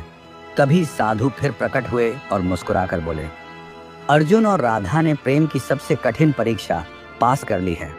अब इनका पुनर्जन्म पूरा होगा और कोई भी शक्ति इन्हें अलग नहीं कर पाएगी। राजा के सिंहासन के नीचे जमीन फटने लगी और देखते ही देखते वह उसमें समा गया। चारों ओर एक तेज प्रकाश फैला और अर्जुन और राधा खुद को वापस अपने असली शरीर में पाते हैं। अब वे किसी अतीत के श्राप से मुक्त थे। लेकिन क्या अब उनके सामने कोई नई परीक्षा आएगी? क्या उनका प्रेम सच में हमेशा के लिए सुरक्षित रहेगा? अर्जुन और राधा के चारों ओर का अंधकार धीरे धीरे मिटने लगा। वे दोनों खुद को एक हरे भरे उपवन में खड़े पाए, जहां सूर्य की हल्की किरणें पेड़ों के पत्तों से छन कर गिर रही थीं।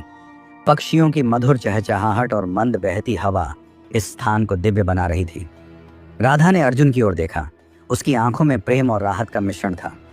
क्या यह सच में खत्म हो गया? उसने धीरे से पूछा। अर्जुन ने गहरी सांस लेते हुए कहा, हमें श्राप से मुक्ति मिल गई, लेकिन मुझे लगता है कि हमारी परीक्षा अभी पूरी नहीं हुई है। तभी अचानक एक दिव्य स्त्री उनके सामने प्रकट हुई। वह सफेद प्रकाश में लिपटी हुई थी। उसके चेहरे पर अपार शांति थी। अर्जुन और राधा, तुम्हारी प्रेम परीक्षा समाप्त हो गई है, लेकिन तुम्हारी नियति अभी पूरी नहीं हुई। तुम्हें अपने प्रेम को और भी कठिन परीक्षाओं से गुजरते हुए सिद्ध करना होगा।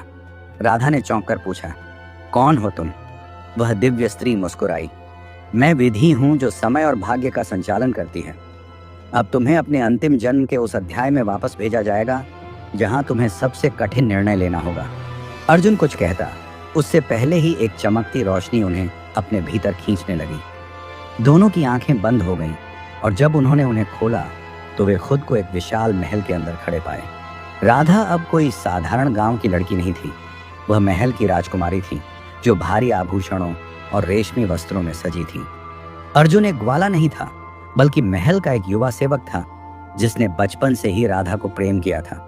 लेकिन यह प्रेम उतना सरल नहीं था, क्योंकि राजकुमारी की सगाई एक क्रूर सेनापति से तय हो चुकी थी, जो केवल शक्ति का भूखा था। अर्जुन और राधा ने एक दूसरे को पहचान लिया, लेकिन क्या इस जन्म में वे अपने प्रेम को पूरा कर पाएंगे? क्या वे इस नई परीक्षा में विजयी होंगे या इतिहास खुद को दोहराएगा? सेनापति के महल में आने की तैयारियां जोरों पर थीं। पूरे दरबार को सजाया जा रहा था और राजमहल के हर कोने में सैनिकों की कड़ी निगरानी थी। राधा, जो अब एक राजकुमारी थी, अपनी बालकनी से उदास निगाहों से नीचे के प्रांगण को देख रही थी। उसका मन बेचैन था, क्योंकि वह जानती थी कि यह सगाई उसकी इच्छा के विरुद्ध हो रही थी। अर्जुन, जो अब महल का एक साधारण सेवक था, दूर से राजकुमारी को देख रहा था। उसका हृदय व्याकुल था, लेकिन वह जानता था कि वह इस जन्म में भी राधा से अपने प्रेम को स्वीकार नहीं कर सकता। राजमहल की सबसे बुजुर्ग दासी, जो अर्जुन को बचपन से जानती थी, धीरे से उसके पास आई और फुसफुसाई, बेटा, यह प्रेम आसान नहीं है। अगर तुम सच में राजकुमारी को चाहते हो तो तुम्हें अपने भाग्य को खुद बदलना होगा। अर्जुन ने गहरी सांस ली और अपनी मुट्ठियां भींच ली।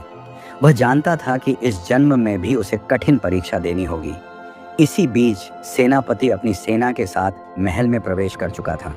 वह एक क्रूर और अहंकारी योद्धा था, जो केवल सत्ता का भूखा था। जैसे ही वह दरबार में आया, उसने अपने भारी कवच को उतारा और सिंहासन के सामने झुककर राजा को प्रणाम किया। राजा ने प्रसन्न होकर घोषणा की, आज से मेरी पुत्री राधा और सेनापति की सगाई पक्की होती है। सभी दरबारी ताली बजाने लगे, लेकिन राधा का चेहरा फीका पड़ गया। उसकी आंखें अर्जुन को खोजने लगीं, जो दरबार के कोने में खड़ा था, अपने भीतर के तूफान को छिपाते हुए।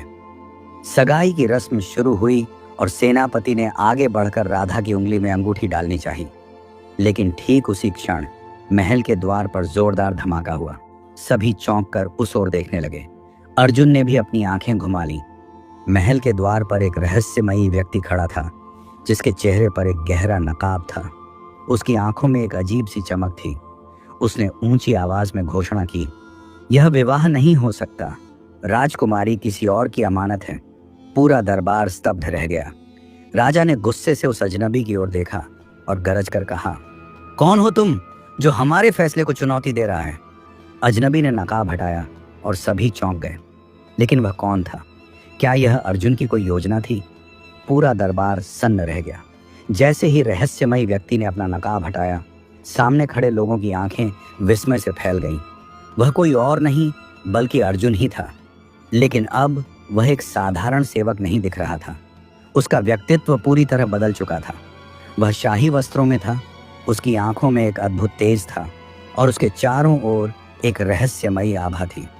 राजा क्रोध से लाल हो गए। अर्जुन, तुम यहाँ क्या कर रहे हो? यह विवाह रोका नहीं जा सकता। सेनापति भी क्रोधित होकर आगे बढ़ा और अर्जुन की ओर तलवार तान दी। एक मामूली सेवक की यह हिम्मत! लेकिन अर्जुन शांत खड़ा रहा। उसने दृढ़ आवाज में कहा, मैं सिर्फ एक सेवक नहीं हूं और न ही यह विवाह एक सामान्य विवाह है। राजकुमारी राधा और मैं जन्मों से एक दूसरे के साथी हैं। इस बंधन को कोई भी नहीं तोड़ सकता। राजा हमसे, यह केवल एक मूर्ख की कल्पना है। राधा एक राजकुमारी है और तुम सिर्फ एक ग्वाले के बेटे। लेकिन तभी महल में एक दिव्य प्रकाश फैला। सभी ने देखा कि राजमहल की सबसे पुरानी दीवार पर एक पुरानी पेंटिंग उभरने लगी। यह पेंटिंग अर्जुन और राधा की थी, लेकिन किसी और युग की, किसी और जन्म की। महल के पंडितों ने अचंभे से देखा और कहा, यह चित्र सदियों पुराना है। यह दर्शाता है कि राजकुमारी और यह युवक पहले भी प्रेमी थे।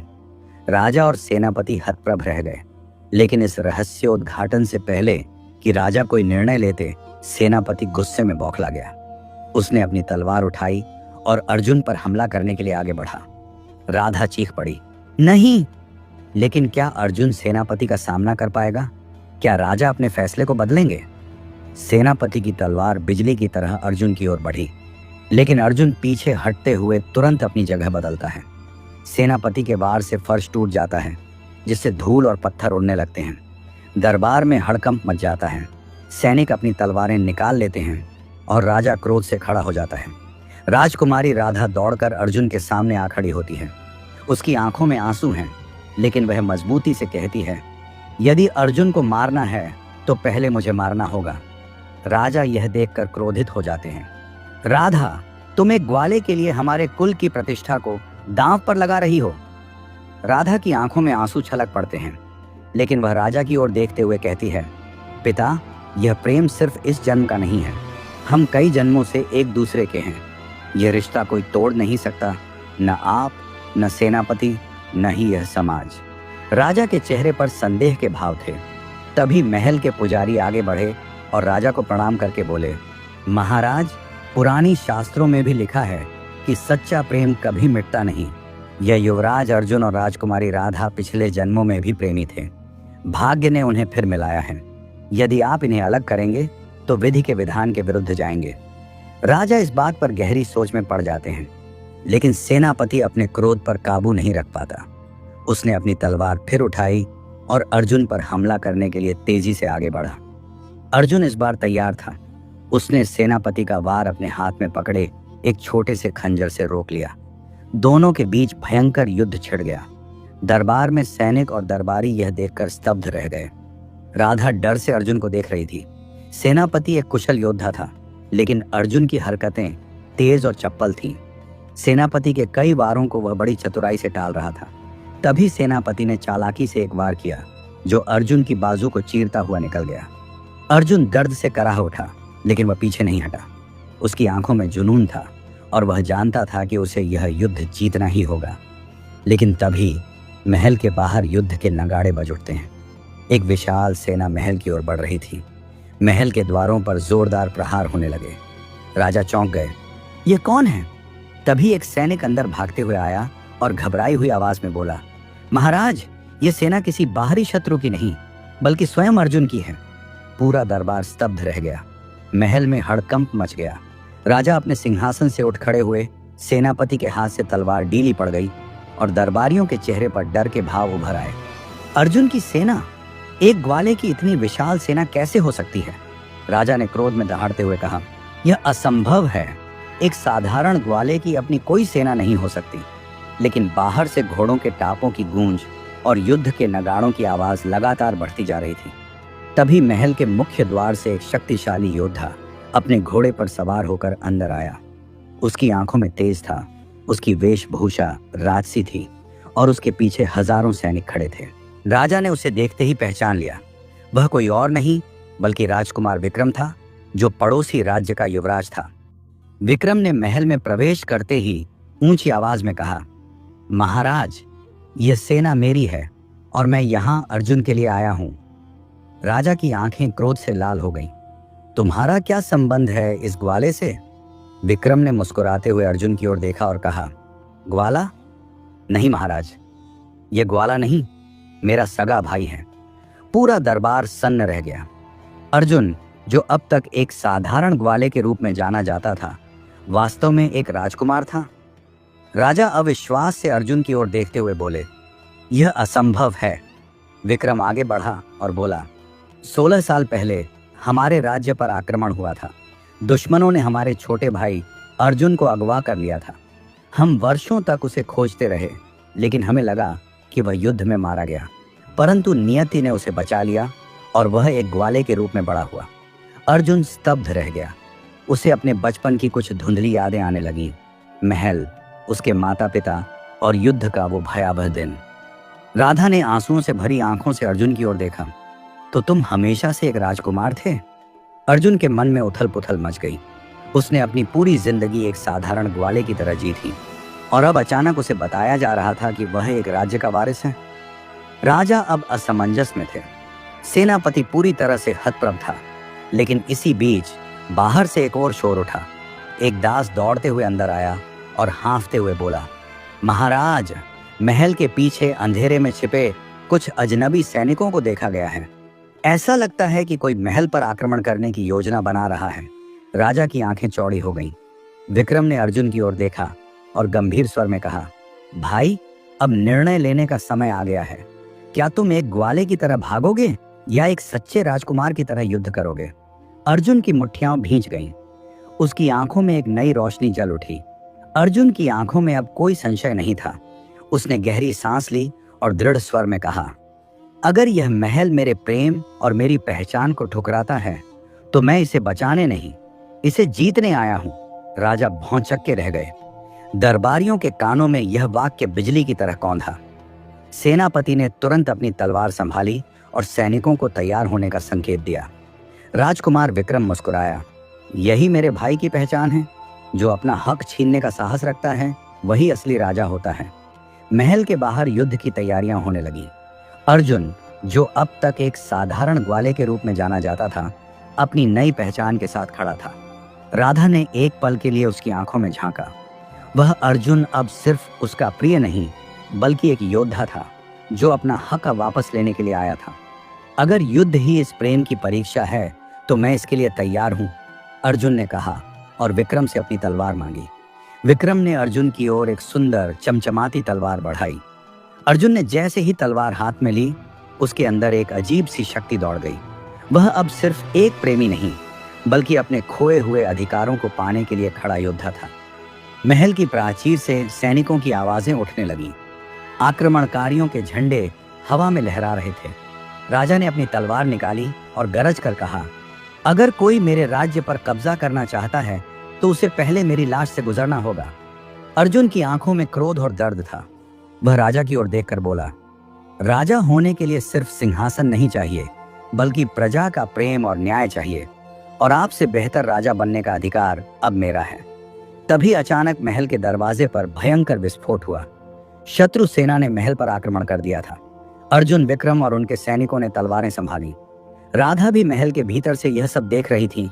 उसकी आंखों में चिंता और प्रेम था। युद्ध शुरू हो गया था। महल के द्वार पर भयंकर युद्ध छिड़ गया।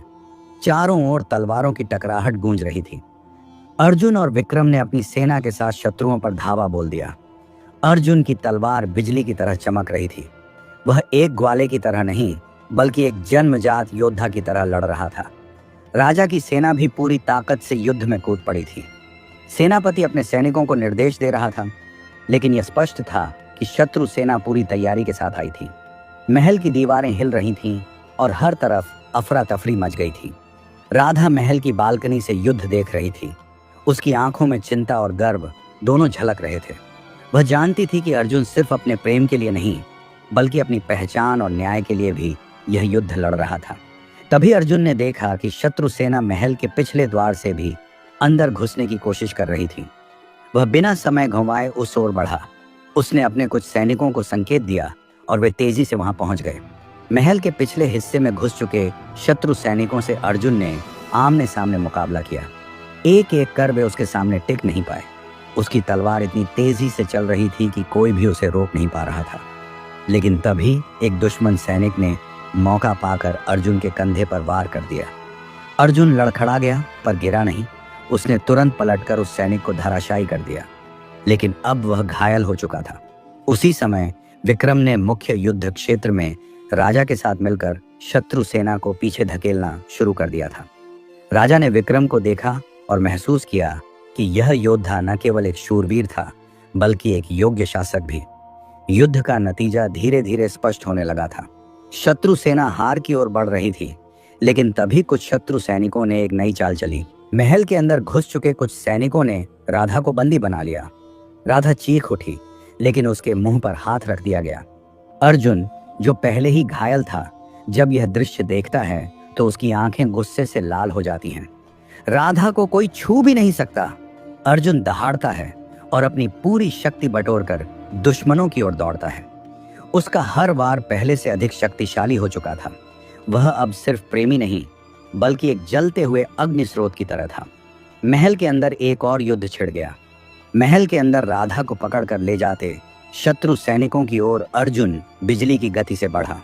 उसका घायल शरीर दर्द से चीत्कार कर रहा था, लेकिन उसका प्रेम, उसका संकल्प उस पीड़ा से कहीं अधिक शक्तिशाली था।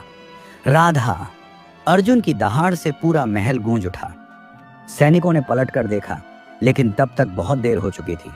अर्जुन ने अपनी तलवार उठाई और पहली ही चोट में सामने खड़े 2 सैनिकों को धराशायी कर दिया।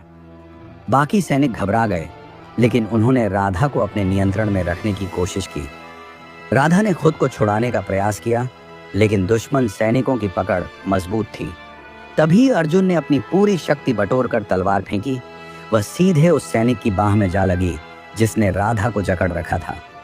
वह दर्द से चीखता हुआ पीछे हट गया और राधा को मौका मिल गया। राधा तेजी से दौड़कर अर्जुन की ओर बढ़ी, लेकिन तभी एक और सैनिक ने पीछे से उस पर वार करने के लिए तलवार उठाई। अर्जुन ने यह देख लिया, लेकिन वह उस तक पहुंचने के लिए काफी दूर था। राधा, झुको! अर्जुन चिल्लाया। राधा तुरंत नीचे झुक गई और उसी पल अर्जुन ने पास पड़ी एक ढाल उठाकर घुमाई। ढाल घूमती हुई गई और सीधा उस सैनिक के सिर पर लगी, जिससे वह जमीन पर गिर पड़ा। राधा दौड़कर अर्जुन के पास पहुंची और उसे सहारा दिया। अर्जुन की सांसें तेज चल रही थीं, लेकिन उसकी आंखों में संतोष था। तुम ठीक हो? राधा ने कांपती आवाज में पूछा। अर्जुन हल्की मुस्कान के साथ बोला, जब तक तुम मेरे साथ हो कुछ नहीं होगा।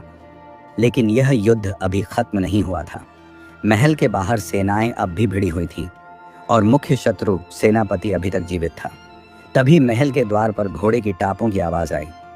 विक्रम वहां पहुंचा था, लेकिन उसके साथ कोई और भी था, एक रहस्यमयी नकाबपोश योद्धा। अर्जुन और राधा अभी पूरी तरह संभल भी नहीं पाए थे कि महल के मुख्य द्वार से तेज घोड़ों की टापों की आवाज गूंजी। विक्रम अपनी सेना के कुछ सशक्त योद्धाओं के साथ भीतर दाखिल हुआ, लेकिन उसके साथ एक और शख्स था, एक रहस्यमयी नकाबपोश योद्धा। महल के अंदर पसरा सन्नाटा एक पल में टूट गया।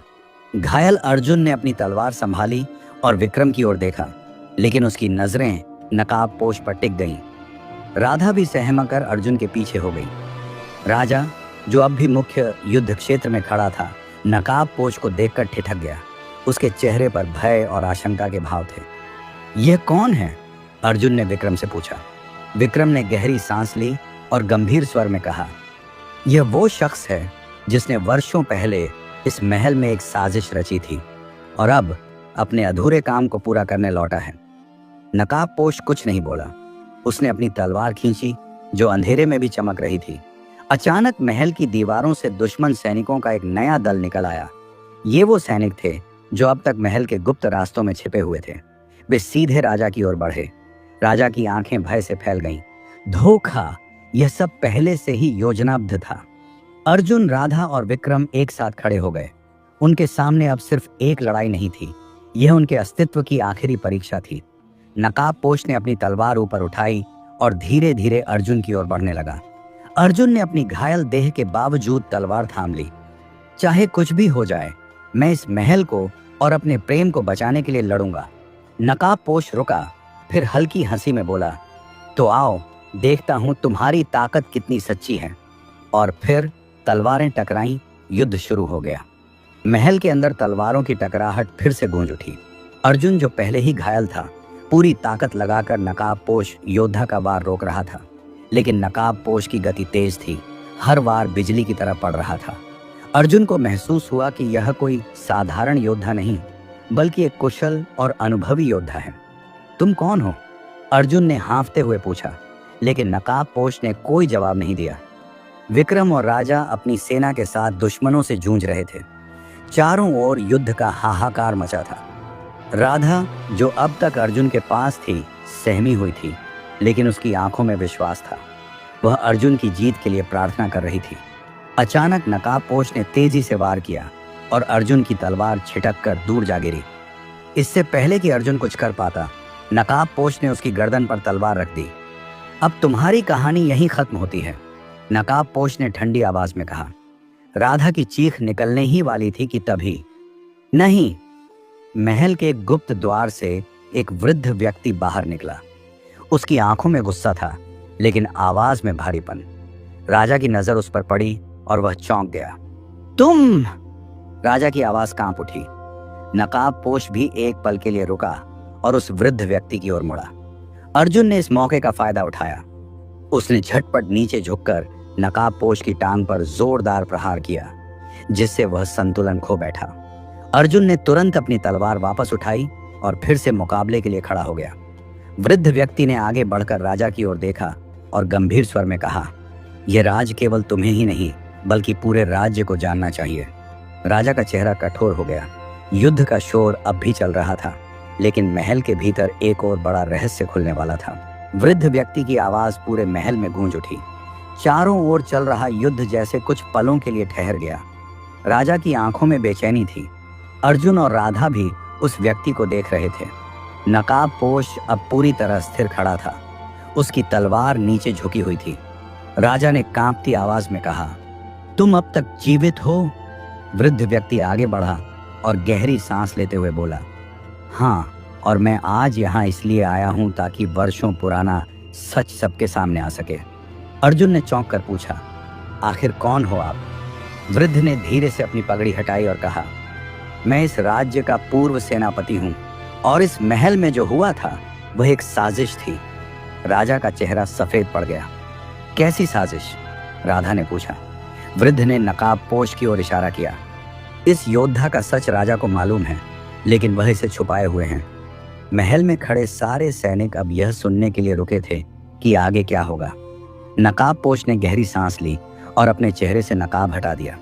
जैसे ही उसका चेहरा उजागर हुआ, पूरे दरबार में हलचल मच गई। राजा की आंखें फैल गईं और विक्रम पीछे हट गया। यह असंभव है, राजा के मुंह से निकला। अर्जुन और राधा ने देखा, नकाबपोश कोई और नहीं बल्कि राजा का ही खोया हुआ बड़ा बेटा था, जिसे वर्षों पहले मृत मान लिया गया था।